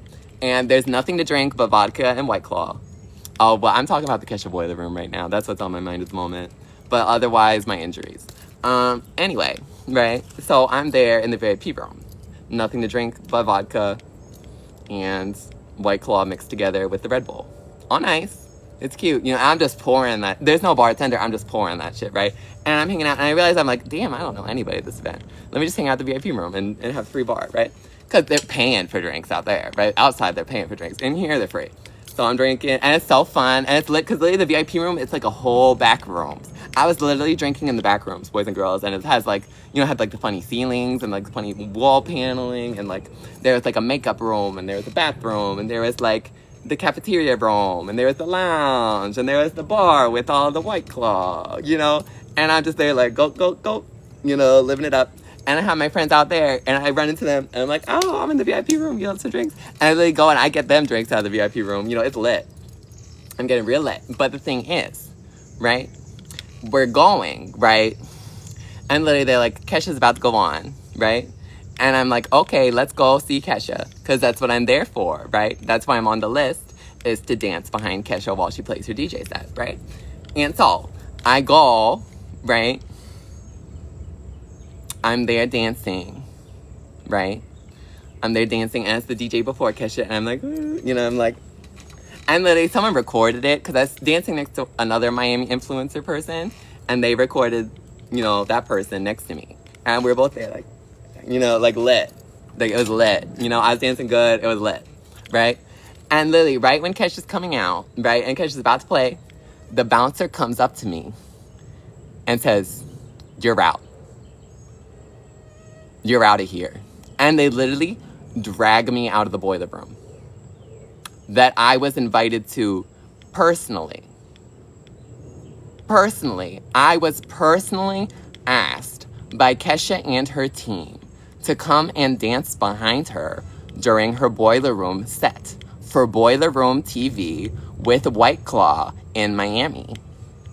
And the second she comes to play, they go and they grab me and drag me out of the place. And I go out onto the street completely discombobulated, totally lost. And luckily, my ex had been sitting in his car outside and finds me. And he's like, what the hell happened? Exactly, what happened? That's the thing, is I didn't know what happened until later. Because that's the thing. Everyone saw me dragged out of the boiler room, but no one knew why. That's the whole thing. And so, when I went back the next day, it might not even been the next day, it might have been a week later. You know, me and my boo, we're laid up in my bed, you know, cuddle style. And I'm going through my camera roll. And it turns out what I remember happening is not the full story. That is not the full story, boys and girls. And it was all in my camera roll. That's the thing, is they thought I didn't know. They thought I didn't remember. But not only did I go through my camera roll, I went through all the location tags, and I went through all the mentions of the night, and I found the timeline. That's the whole thing. When I remember, I left the VIP room. I went with the DJ I knew to the bathroom. We were all like, ha, ha, ha. And then we went out to see Kesha perform. That was what I remembered, right? It was me and the one DJ and the other DJ. Exactly, Cole. This is a rant about the Kesha boiler room and what she did to me. And literally, that's just one of the topics we're on right now. And so, right? I remembered it that way, right? And then I'm just kicked out before Kesha came out, and I didn't know why, right? I didn't know, yes, Kesha, the Kesha. Yes, she invited me. It's the whole thing. I have receipts, you know, I'm on live, you know? But literally, they kicked me out the moment Kesha started, after inviting me there to dance with Kesha. And understand, basically, what happened was that the moment I walked out of the VIP room, I blacked out. And I didn't know, literally, I didn't know, but I blacked out the moment I left that VIP room. Why is it telling me to invite Charlie XCX? You know, we'll invite Charlie. Okay, I invited Charlie. We'll see if she comes. But literally, low-key, TikTok be telling me Charlie knows me, so who knows? Literally, though, Kesha, right? It turns out, when I walked out of that room, I did not go directly to the dance floor, and I did not go directly to the DJ booth. It turned out, we went outside. And outside, Kesha had just gotten there with her sports cars. And they had two supercars out there in the parking lot of the Kesha boiler room. Yes, Kesha. And literally, there's Kesha. I was recording it. While I don't remember, I recorded everything. And there's Kesha posing on the cars and everything. I'm recording it outside. And I found through the story tags, people recorded me recording Kesha. And so literally, the other people out there recorded me recording, right? And literally, okay, twins. Literally, the evidence, I understand, went multiple ways. And the thing is, I was recording her and she started walking, right? And when she walked away, I left with her. And the recording, I literally go following Kesha, and we all leave together. And I go into the VIP room with her. And like right when we get into the VIP room, she just turns around and looks at me, and the recording ends.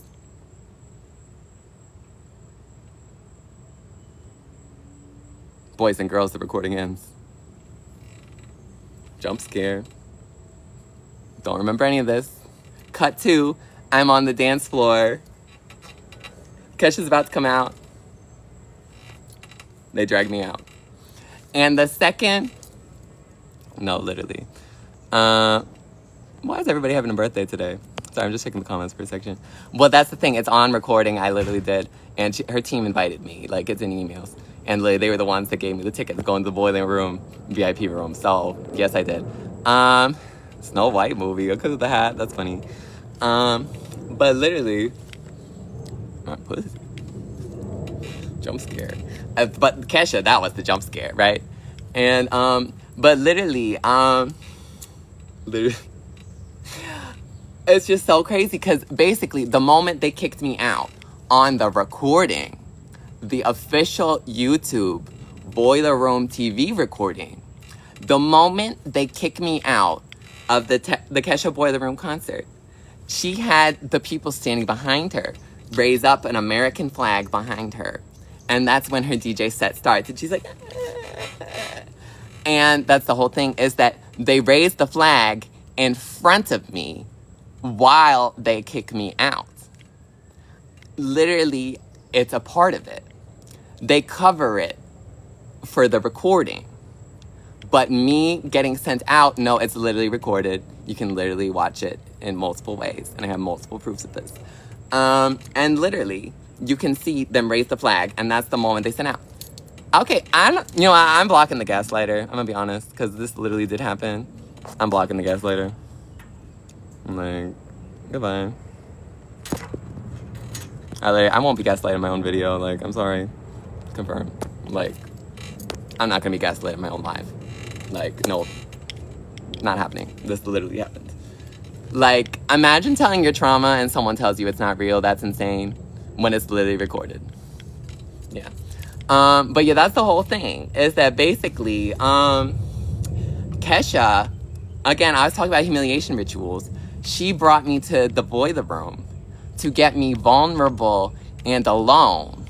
And while I was no longer conscious and I was in the same room as her, they siphoned my energy, pushed me out into the audience, and then kicked me out the moment she started. So that my humiliation and my plunge and my total, I don't know what's going on, the sinking down would raise her ship. And she'd have an amazing Boiler Room set. She was using my energy, harvested, to launch her set and her new album. The one with that pink dot, that was when this happened. That pink dot album came out like just after this. Exactly. No, that's the whole thing. And I didn't know that when I went. Boiler Room is actually owned by Israel. And that explains everything to me. That explains everything to me. Like, I don't even think I need to say more. Like, that literally explains everything to me. Israel. Israel.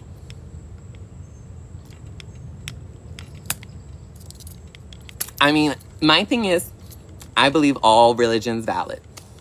But, Israel is a different thing. It's not about that, It's literally like, why are you going to meddle in my personal life, Israel? What do I got to do with you? Honestly. But it's literally, understand, this is why, it's so dangerous to be beautiful or talented or smart today. Is that people will literally, the energy vampires will literally drain it out of you if you're not aware. When you're vulnerable, there's so many times here where that's happened to me, and basically people use it in order to raise their social standing. So essentially, people can just scapegoat you over and over to raise themselves up, And literally while you're beaten, confirmation, all sorts of things, right? It's just so crazy, right? The things like that will happen, And that really did. And literally understand that happened over a year ago by now. And I literally will still get random texts from people saying they saw me kicked out of the Boiler Room. And why did that happen? Literally, people, I'm talking, some random guy off Hinge texted me and said that he saw me got kicked out of the Boiler Room. What happened? And it's like, but that's the whole thing. In the recording on YouTube, they hide me behind the American flag, right? America, America. There's the singing.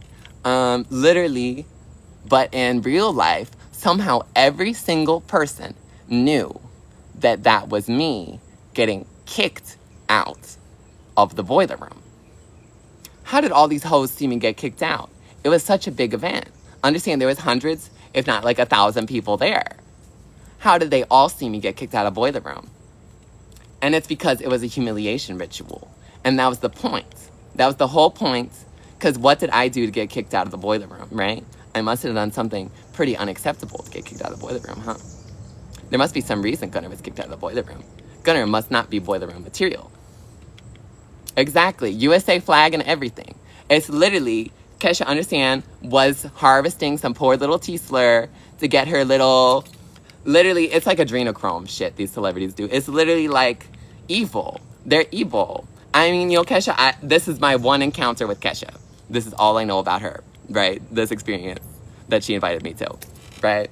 And, all this. She must have known who I was because I said, oh, I'm here to dance for Kesha, to her production manager or whatever in the backstage.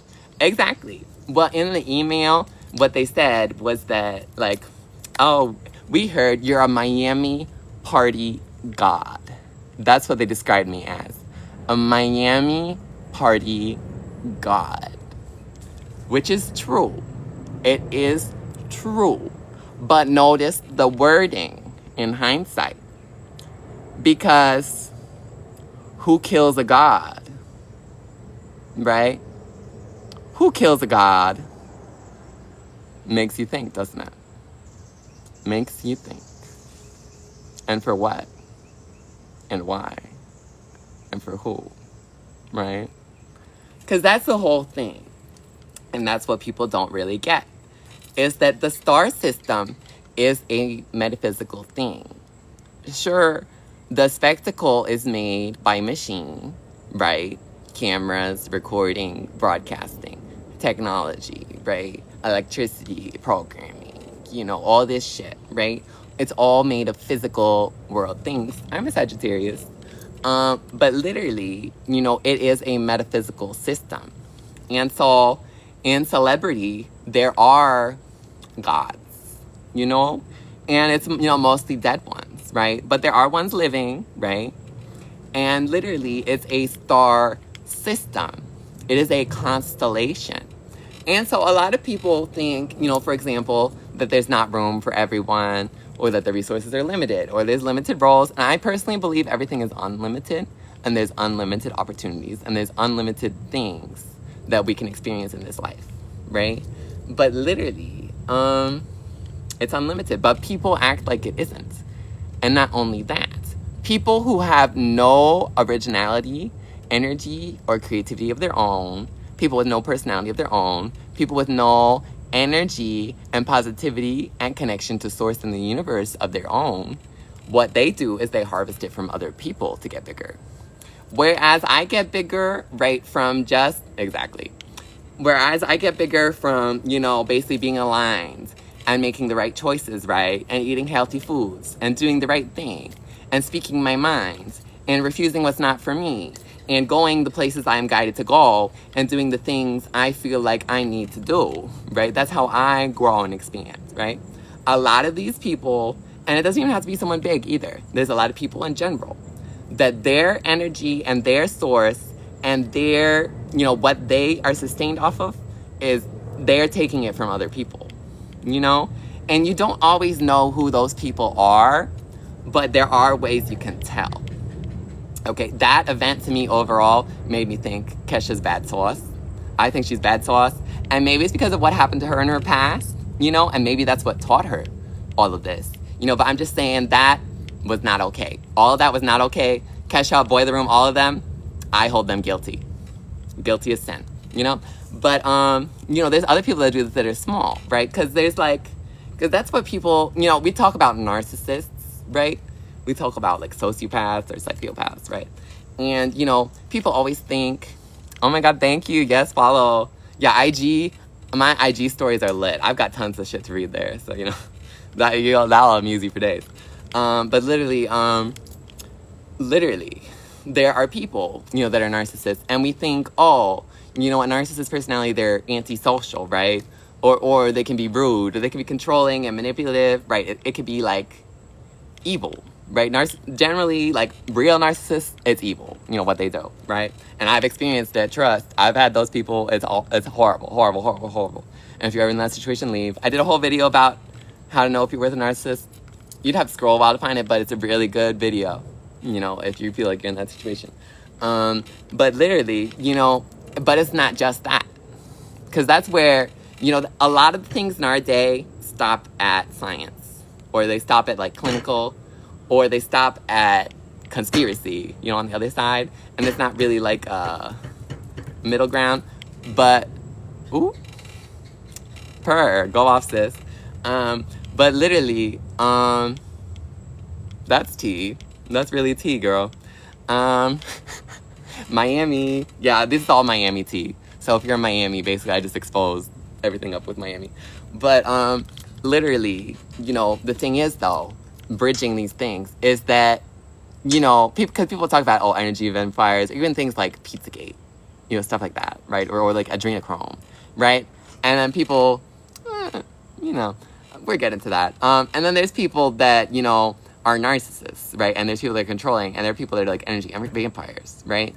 And so basically, there are certain people, places, and things that will purposely upset you and mistreat you and make you feel weird and make you feel like you need to overperform or change or shrink or be different or perform something or act a certain way or look a certain way or do a certain thing.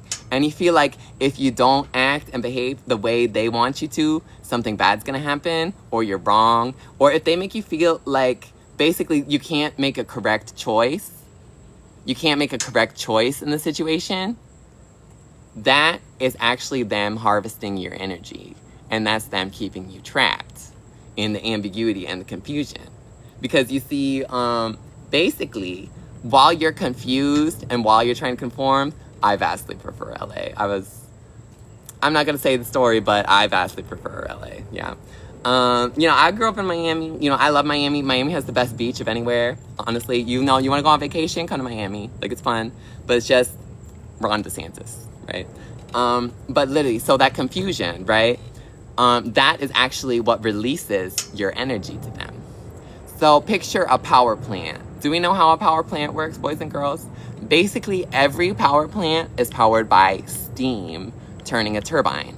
Every single power is something that causes the turbine to turn. Everything. Wind, nuclear, coal, everything. Natural gas, every single thing. It's something that makes the turbine turn, and that's what creates energy, right? And so, for example, you split an atom, right? And that generates heat, which boils water, which turns the turbine.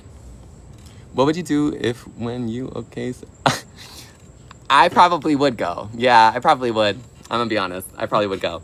But literally, so, you know, power is generated by turning the turbine from steam. And so, in essence, picture your labor to be understood. Picture your labor to be seen. Picture your labor to fit in. Picture all the things you do and say to not be mistreated and to try to be misunderstood and to try to fit in. All of those things are labor, and all of those things are work, and all of those things are you contorting yourself, and all of those things are you using your energy and your willpower and your mind and your body and your face in certain ways. And in essence, the work of that, the energy of that, the perspiration, concentration, and distraction of that releases the energy, creating the steam, turning the turbine of their narcissism, of their energy harvesting, of their vampirism. If you are in a situation like that, they are bleeding you dry, and you should leave as soon as you can, because you can get very, very sick very, very fast. And so I was lucky that boiler room was only for a night. You feel? Literally. You know, a lot of these girls be discounting the psychedelic. A lot of these girls be not understanding that these natural things can very much open, because that's one of my things. And that's why a lot of people will call me crazy. You know, is my doors of perception are very wide. I can see a lot of things, and I can experience and notice and see, you know, quite broadly, right? Or quite many things. And fun fact, I don't have autism technically. My brother has autism. And so basically one of the ways they'll describe autism sometimes is that literally the perception is wider, and so it makes it more difficult to filter down to the necessary information. And so that is like one scientific explanation of why, you know, people with autism can have trouble with, or autistic people, depending on your terminology, can have trouble with social situations, right? Because there's quite literally too much information to discern what is relevant, right? Because you're just seeing and like knowing so many things, right? You don't know which things are important, right? And so I do, you know, because of the other thing, right? And just because I'm like a kooky bit, right? I have those doors of perception wide, but it's like, I'm like hyper social, you know? Like any of my awkwardness is because people are weird, not because like I can't speak, you know what I mean? But literally, you know, having those doors of perception wide, you experience and realize a lot of crazy and different things. And a lot of crazy and different things happen. Like, for example, these bees, I've had these bees do all sorts of things while I'm talking on these TikToks. If you follow my TikTok for a while, you know I've gotten stung by bees in my TikToks before while I was talking. Basically, again, our doors of perception, y'all. I got in trouble with this vaguely witchy girl that like controls bees a while ago. And I don't know, I don't think I still have beef with her. But I'm just saying, those bees were after me for a while. Oh, did you hear that? The bee just flew by my ear. Oh, she's listening. The doors of perception, y'all, they're crazy. But that doesn't mean you're crazy. That's the thing, is we're all, well, basically, this guy I worked with at this tech company that has retail stores, which I signed an NDA with, so I will not name a tech company that does retail. I worked with this guy, and he moved to North Carolina. And basically, I went to visit him, and we went and we saw this movie that The Weeknd made. You know, The Weeknd did a movie. Did you see it? It wasn't a good movie. It was really weird. And it was with that girl from the Wednesday show. But it was like the whole plot of the movie was kind of that, like, The Weeknd didn't want to be a pedo. It was a really weird movie. Like, I just, like, why did The Weeknd make this? I was really, like, it was a weird movie. But literally afterwards, I got out and I was like, what the hell was that movie, right? And so the girl who had said we should go see the movie, she was offended that I didn't like the weird movie that The Weeknd did. And that's why she had beef with me. But the thing was, the guy I was visiting, right? He had a bee infestation outside of his apartment. And so the whole time we were there was this giant beehive, right? And the thing was, the guy was allergic to bees. He was deadly allergic to bees, right? But the beehive was outside of his apartment on the balcony. So not only was he paying for the balcony, right? And it was full of bees, which he couldn't go on the balcony because they could sting him and die, right? But the thing was, somehow the bees kept coming into the house. They were coming, like, somehow with all the doors and windows closed, understand, the bees were coming into the house of the guy who was allergic deathly to the bees. And, you know, it took me a while, but it's that the girl had called herself the queen bee, number one. And she did, like, she live streams here on TikTok, actually. But basically, and, like, one time she had said something about being a witch or something. But essentially, I mean, I'm a little nuts with this. But basically, that girl, she got beef with me because I said the thing about the Weeknd movie when I visited my ex-tech coworker in North Carolina, right? And ever since then, the bees have been, like, sort of weird. And basically, it's whenever I say something... Ooh, oh, I don't think that was a bee. Whenever I say something that, like, would incite her in a certain way, that's when the bees come fly at my face and, like, into my ear. And, like, I literally had them, like, get, like, tangled in my hair. And, like, literally, I mean, there's multiple TikTok videos I did during that time where bees came at me. And you can literally see them, like, on the camera, like, come at me. And it was, like, bizarre. But I'm just trying not to beef with her anymore, you know? Come at me. And it was, like, bizarre. But I'm just trying not to beef with her anymore, you know? Yeah.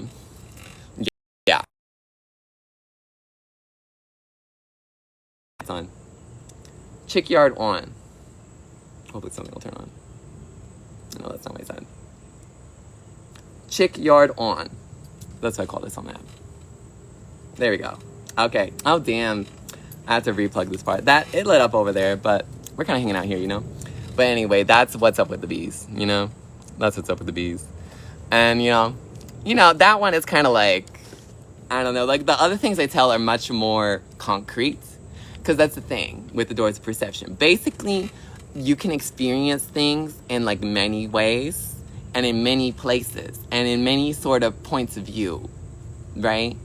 So you can have, for example, things that happen in the physical world. Like, for example, I got beat up at the concert, right? And they punched me in the ribs in the pit.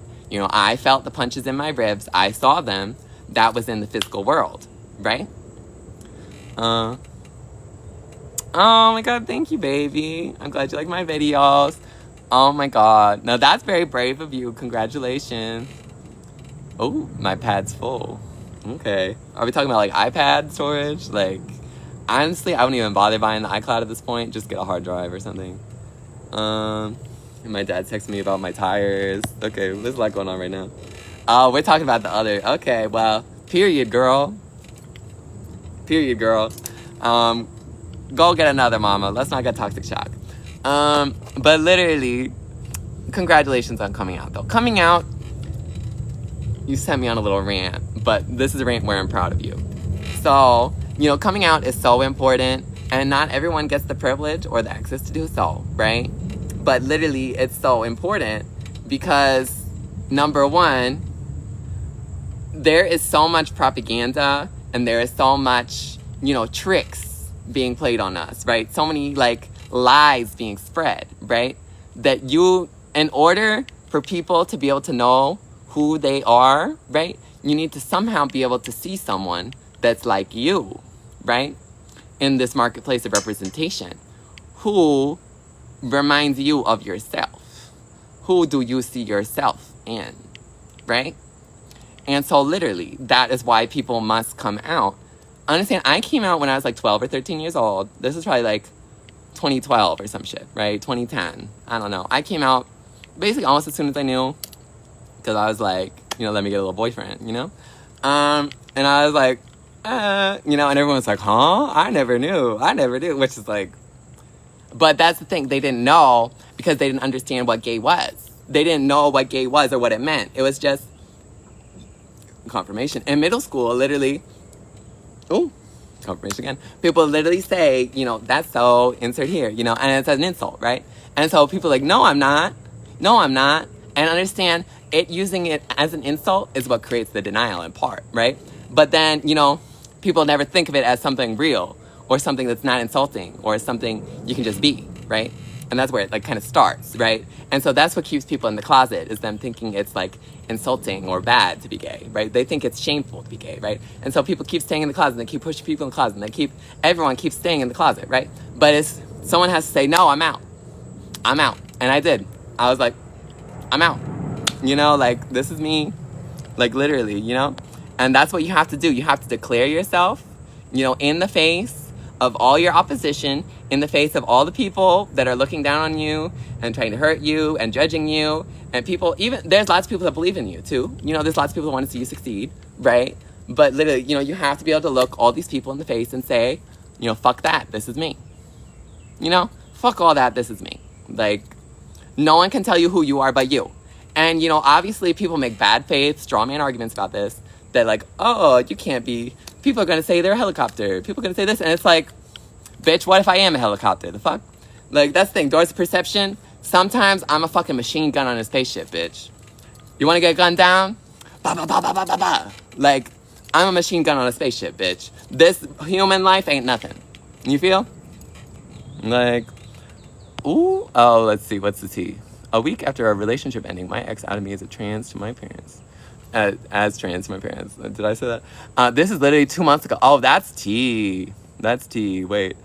Sorry, I'm like, let me check the pronoun in bio. Let me know what pronoun so I can refer you right. But literally, that's crazy.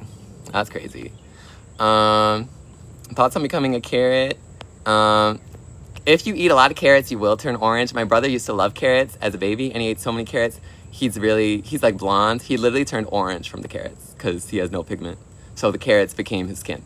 Fun fact. He has really good vision now, so those carrots worked. Life is too short to be not yourself, literally. Hold on. I think what you're attracted to is separate from who you are as a person. Absolutely. There is she-per, Miss Girl. We live, Miss Girl. Okay, so she was outed. That's not really cool.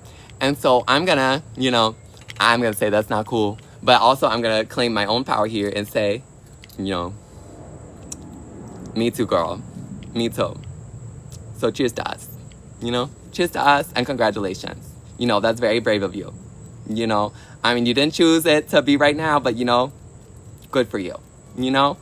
Like, you know, that's really uncomfortable and that's not safe. Like, people have to understand you can't just, like, out people. Like, you can, the only, like, ethical outings, I'd say there's only a couple, right?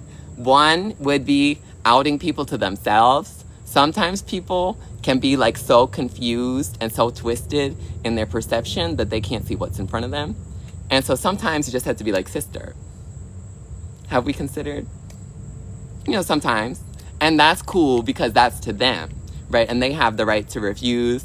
And, you know, I mean, I've told guys, you know, things like that, and they're like, you know, like,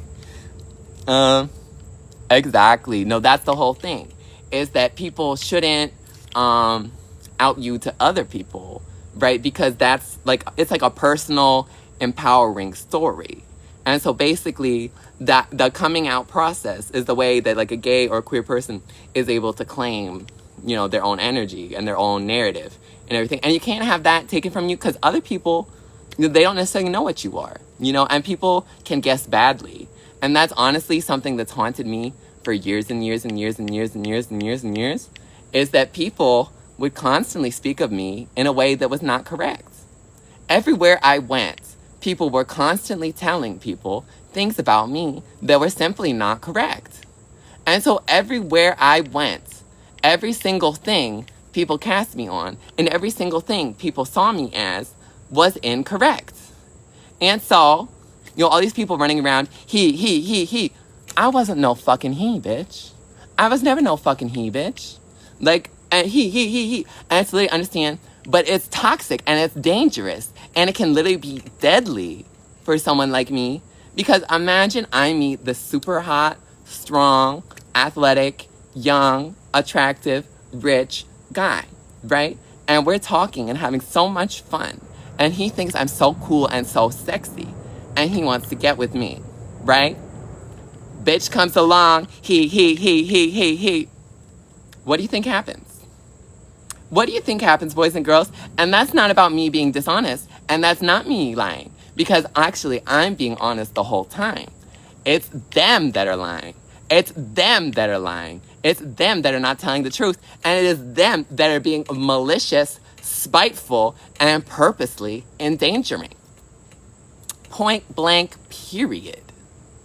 Because people always know what they're attracted to, and people always know what they like. Whether they admit it or not, it is simple biology, and it is simple magnetic attraction. If you have vibes, you have vibes. If you like them, you like them. If they're hot, they're hot, period. And that is objective.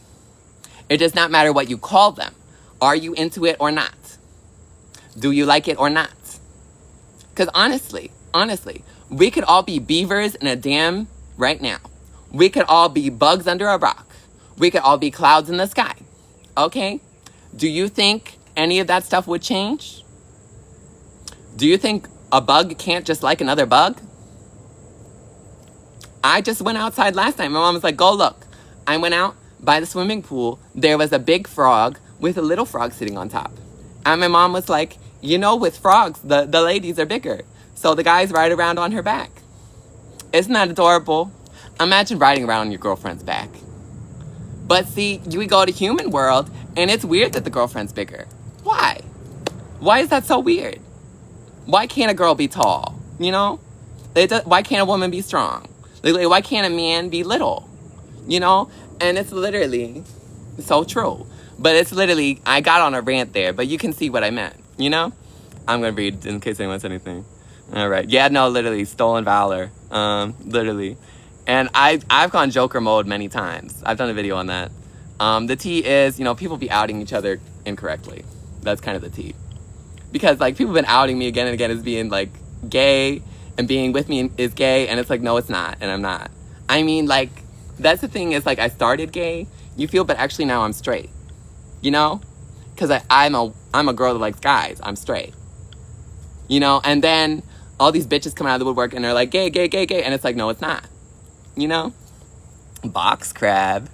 Ooh, okay, what do the box crabs do? Actually, I might have to look that up later, but I'm kind of curious what the box crabs do. Like, are they cute? I like hermit crabs when they change shells. I think that's cute. There's certain animals that do cute shit. I like it when the birds, like, arrange the twigs and stuff to impress someone. I think that's cute. Like, there's lots of there's lots of little things. No, literally. Purr. Okay, mew. Okay, Sapphic. No, we live. That's valid too, you know? And it's like, if you consider that, I consider that correct too. Like, you like girls, you're a girl that likes girls. Totally, you know? Like, it makes sense to me. You know, because people, they're so reductive, and it's like, oh, Sapphic, you know, like a girl that likes girls. You know, a Sapphos. Or, you know, they're from the island of Lesbos, you feel, if you're going Greek mythology. But like, new.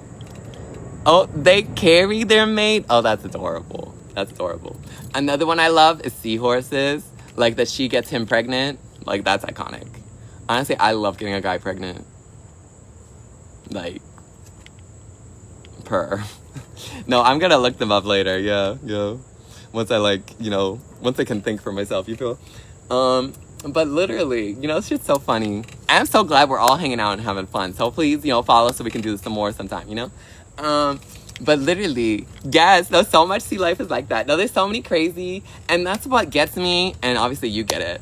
It's like, people act like being, like the human things are, like, so default and, like, so, like, normal.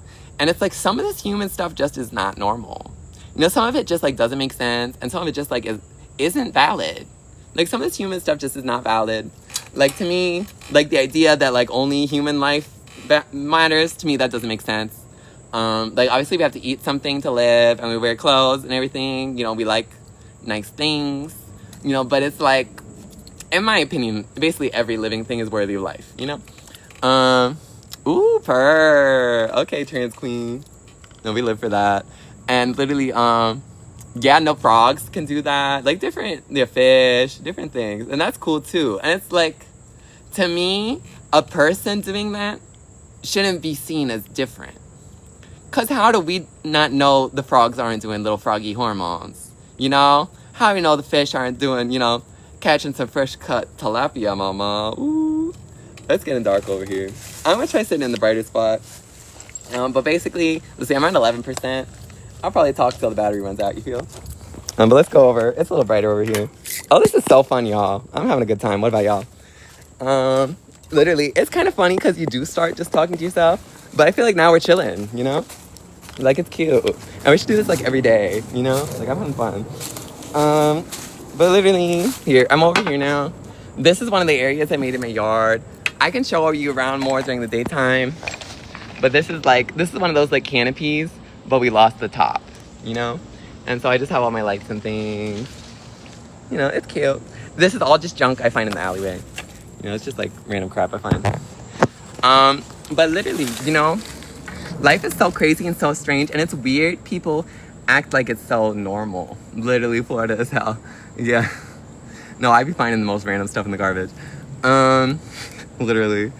But literally, it's like, life just is much stranger and much weirder than we give it credit for in many ways. You know, it's just like, number one, things are not merely physical. Because there's many proofs you could have for this.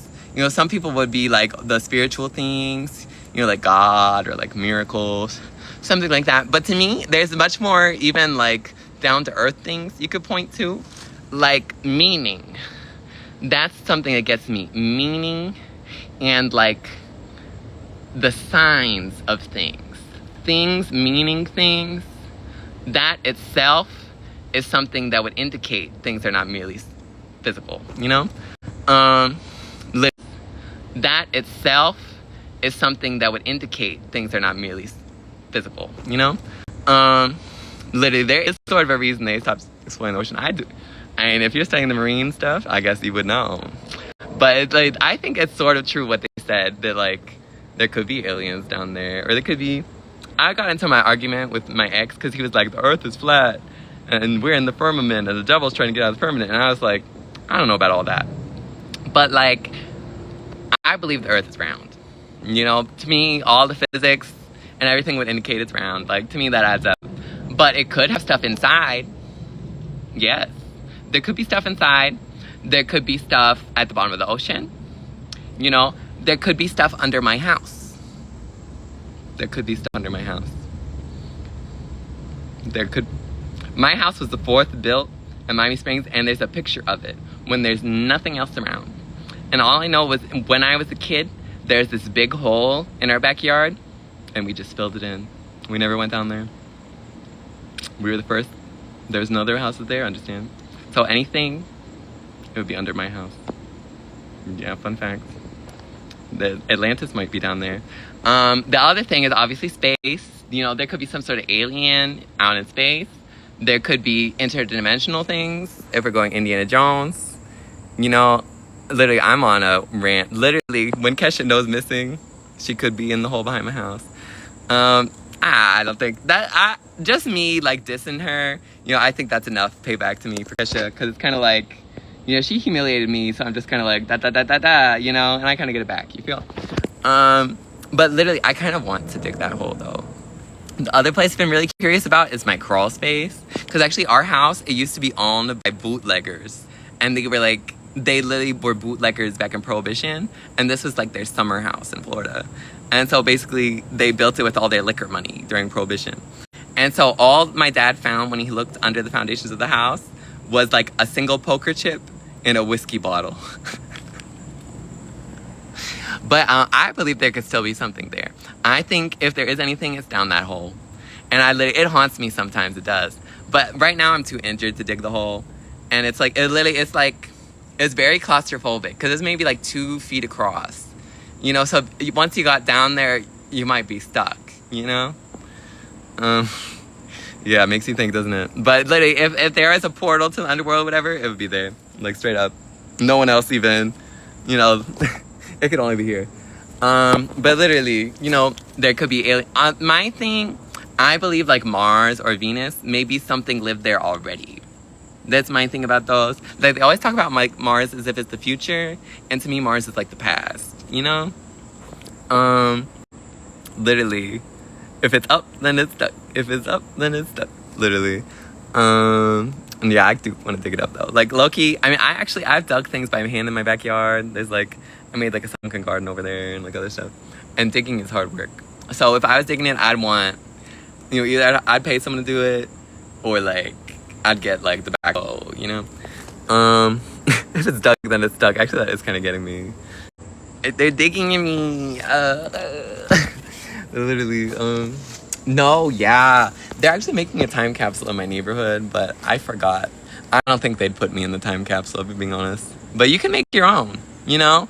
Like, did you ever see, it was like this Asian family that put a picture of themselves in the wall of their bathroom, and they were like, we designed this bathroom. What don't you like about it? Like, that shit's so funny to me. Because, like, they literally put, like in the time capsule. Like, that's fun. Hey. But literally, you know, we're chilling. We're having some fun, right? But my thing about aliens is that they could already be among us. Like, honestly, I think that's one of the more likely explanations. Like, they could be among us, boys and girls. I'm gonna be honest. We're not really sure. We're not really sure where these genes come from. I'm gonna be honest. But literally, you know, my thing, I do believe there is some sort of like reptilian thing, something like that. I mean, again, we were talking, you know, boiler room, and, you know, the people that run the boiler room, and, you know, how it all is linked to the U.S. government. You know, there's something up there, right? And it's not all people things, you feel? But it used to be they, but no one ever honored my pronouns, and they kept going he, he. So now it's a she, they. You feel? No he's here.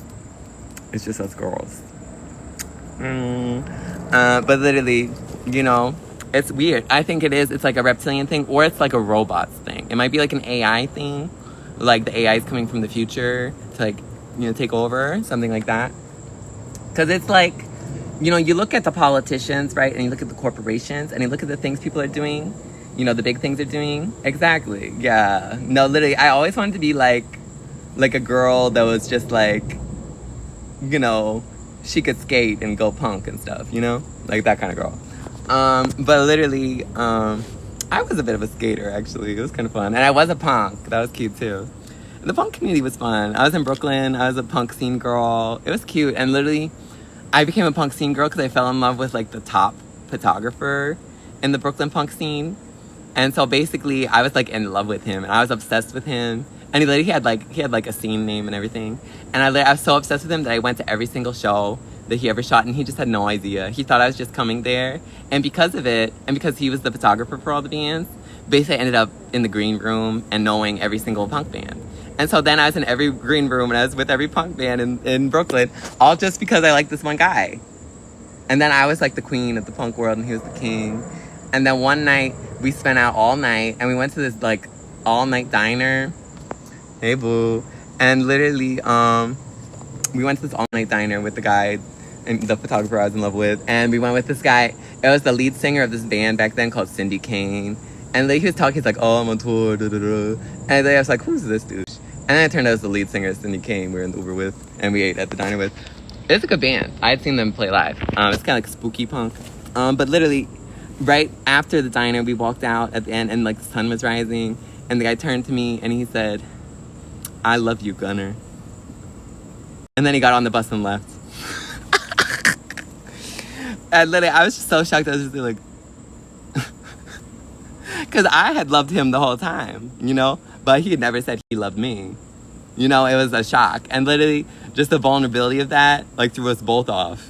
And then we just never talked again, like, in that way. And then he got, like, he turned into a cokehead. And then we fell out. Yeah. How did I even start talking about that, right? But yeah, non-binary she, literally. Oh, back then I was cute. I had platinum blonde hair. And low-key, they based Billie Eilish off of me. Like, that one's a little more far-fetched, but they might have. Like, when I was platinum blonde, we looked very much alike at the time. And she came out after I did it, you know? Literally, parasocialite. Yeah, I know. No, I'm kind of cute. Like, this isn't even, like, retouched, you know? This is just, like, my face, basically. But literally, parasocial is so real. Because it's, like, I call myself that. Because, I mean, we know what parasocial relationships are at this point. You know, it's things where you're like friends with someone but you don't really know each other or whatever. Oh, hey, pretty, you too, girl. I'm sure y'all are cute. Anyone watching me is cute. But literally, you know, parasocial relationships are so real, and it's just people develop like so many things. And so basically I realized that essentially going on your phone, like posting online, like going on live, it's basically like going to the club, you know? A vibrator. Ooh, thank you, baby. I'm like, what's a vibrator? Oh, I just got the joke. Oh, that's funny. You know, that actually was a good one. I might have one. Anyway, you didn't hear that. But literally, that threw me off so much. Parasocialites. So I'm a parasocialite because, you know, basically I go out on the town, and the town is the world. You know, the town is the internet, you know, and I go out. And so literally you put on your parasocial relationships are basically, it's like being social, but like spooky. So basically everyone you interact with on the internet is like a ghost because you're immaterial. You know, you're not like real life. So basically, since, you know, like the paranormal is ghost, this is the ghost of the social, basically. Yes. No, literally. Zendaya Beanie Theory, please. Oh my god. What is Zendaya Beanie Theory? I think I'm learning things here. Like, I'd never heard of that. But literally, no, the right place at the right times is real. Because basically, the parasocial is spooky. And we are all gay now. Yes, everyone's gay now. Well, unless you're straight because you're so gay. You feel? Like, sometimes you get so gay that you're straight again. Oh, is that the Zendaya hat theory? Okay, I see now. But yes, we are all gay, kind of. And it's like, well, my thing is, I actually, you know, because, again, parasocial, the spooky social, the dead social, the ghost of the social, right? And so, in essence, things are spooky about it. And basically, the connections you're having are immaterial. And it's sort of like, again, you know, we've talked about the humiliation rituals, and we talked about like the ways people have energy and everything. But basically, through the parasocial, we're all connected in these immaterial and unconscious ways. So, for example, I can post on my Instagram story, right? and people could read my Instagram story and then have a dream about it. You know, something like that. Or like, I go and eat a burrito and everyone else goes and eats a burrito. You know? Stuff like that. Like I was talking about my live yesterday. I go to the Chinese restaurant. Everyone goes and orders from the Chinese restaurant, right? But did anyone text me and say, thank you for the recommendation, I'm gonna have a burrito too? You know? Like I wear an outfit in Japan, I come back to Miami, and someone's wearing a Shein knockoff of it. Did they say, oh, I bought this Shein knockoff outfit of what you wore in Japan? You know? And it is like that deep. It really is that deep. And literally, IG mutuals are low-key the guide map. Because, you know, to use your phrase, literally, back in Brooklyn, I was mutuals with these girls, and they were big. Like, we were all micro-influencers in New York. We were all about equally big, you know. I was at, like, 6K. They were at, like, 7, you know, around there. And literally, so we were, like, you know, micro-big, you know. And so they all had their aesthetics. And they all got ripped off for, like, some A$AP Rocky video or something. And it was like the whole friend group just got ripped off at once for the music video. And it's like, that's the kind of parasocial things that happen when you post online, is that people are always watching and they're always screenshotting and they're always judging and they're always absorbing what you have to say, right? And they're always getting your ideas. But very few people want to credit such. Very few people want to recognize such. And very few want to say, you know, this T-slur really knows what's up, you know? Let's see. IG mutuals, transplants to the max. Literally, New York is so full of transplants. It's crazy. Like, everyone there is transplant now. You can be yourself with no physical social alterations. Gunnar been queefing. Ooh, maybe. I mean, no, not usually. But physical social alterations. That's like, I'm trying to think of what you mean by that. But, like, basically,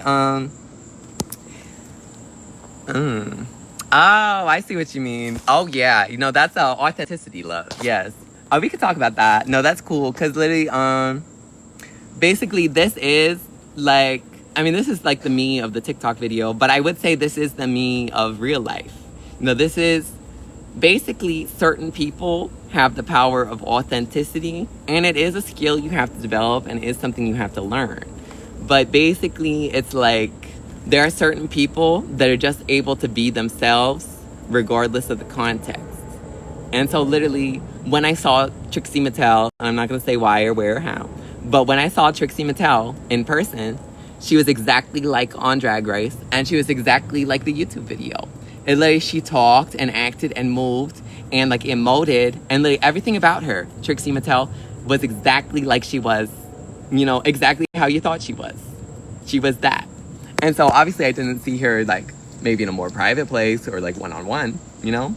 But as far as I could tell, she was the same. And so it is basically, it's this trait of, well, you have to get in total alignment of yourself and you have to figure out like who you are. And it's not like, this isn't like a mood board or like watch a movie and be like, that person's me.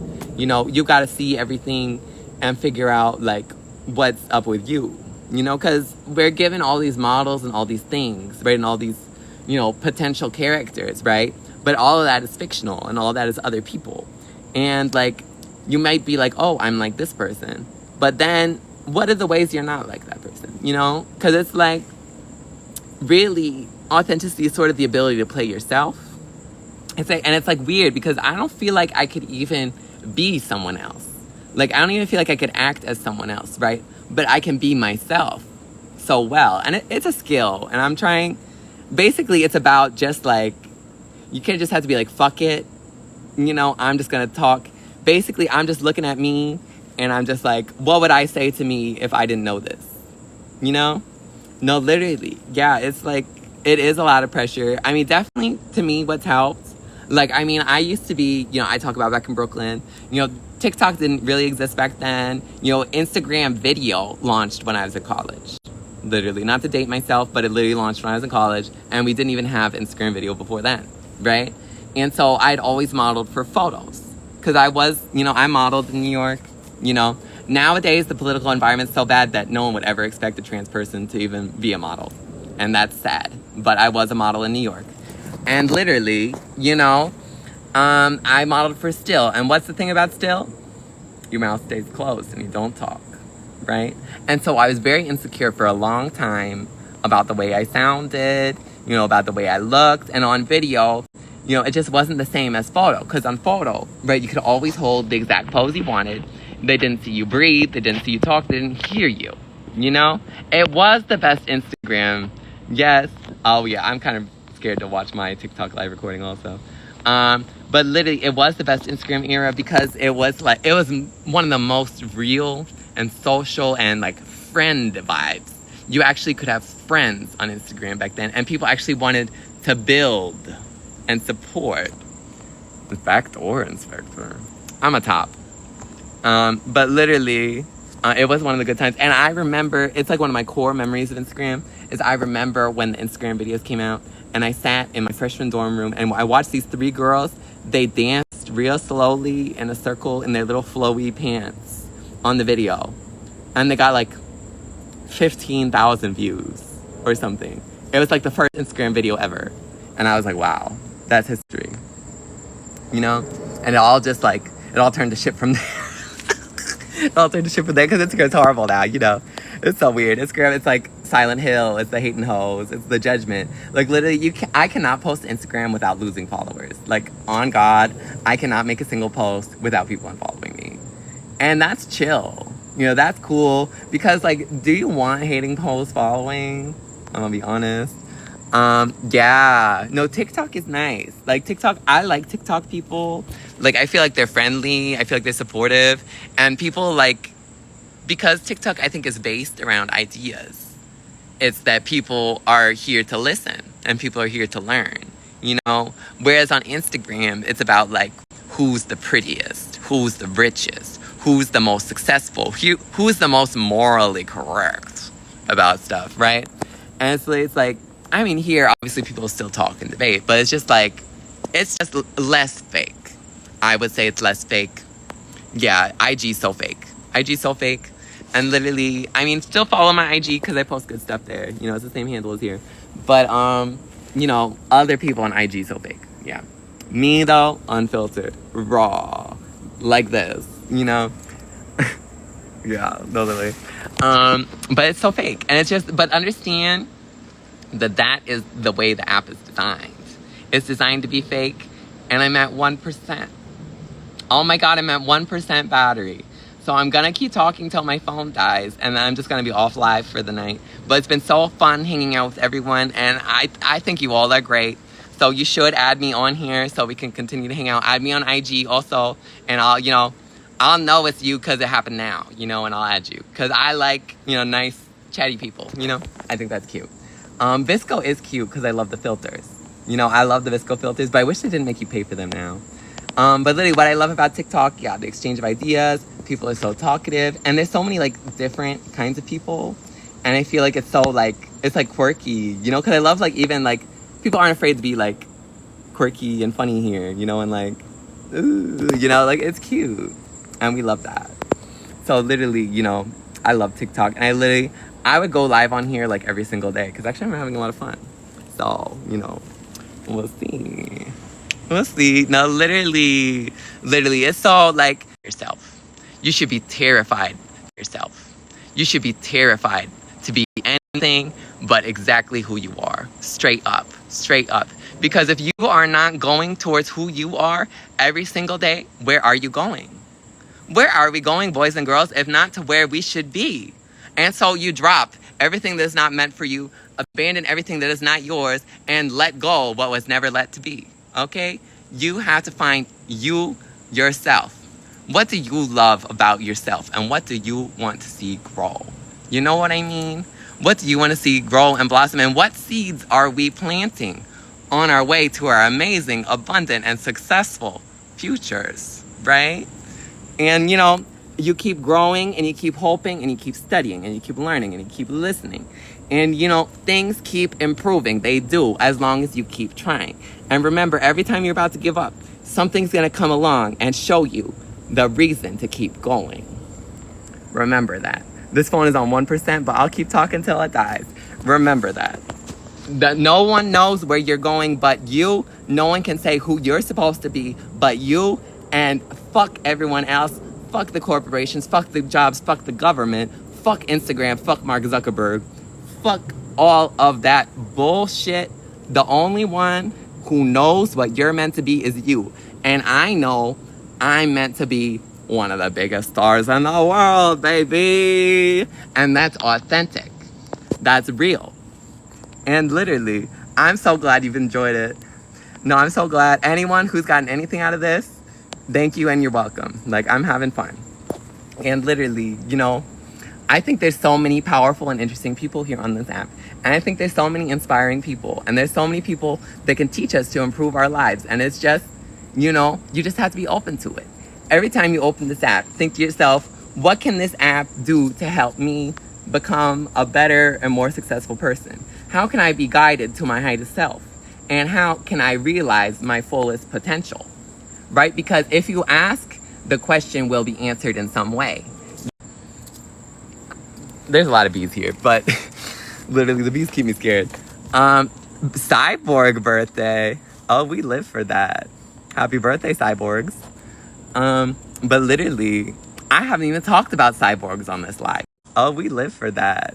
Happy birthday, cyborgs. But literally, I haven't even talked about cyborgs on this live. Manifesto, and we'll circle back on that one. But literally, I'm surprised this 1% is lasting so long. But we live for that. And again, I'm so thankful for everyone that's watched. And literally, I have no idea how long this is.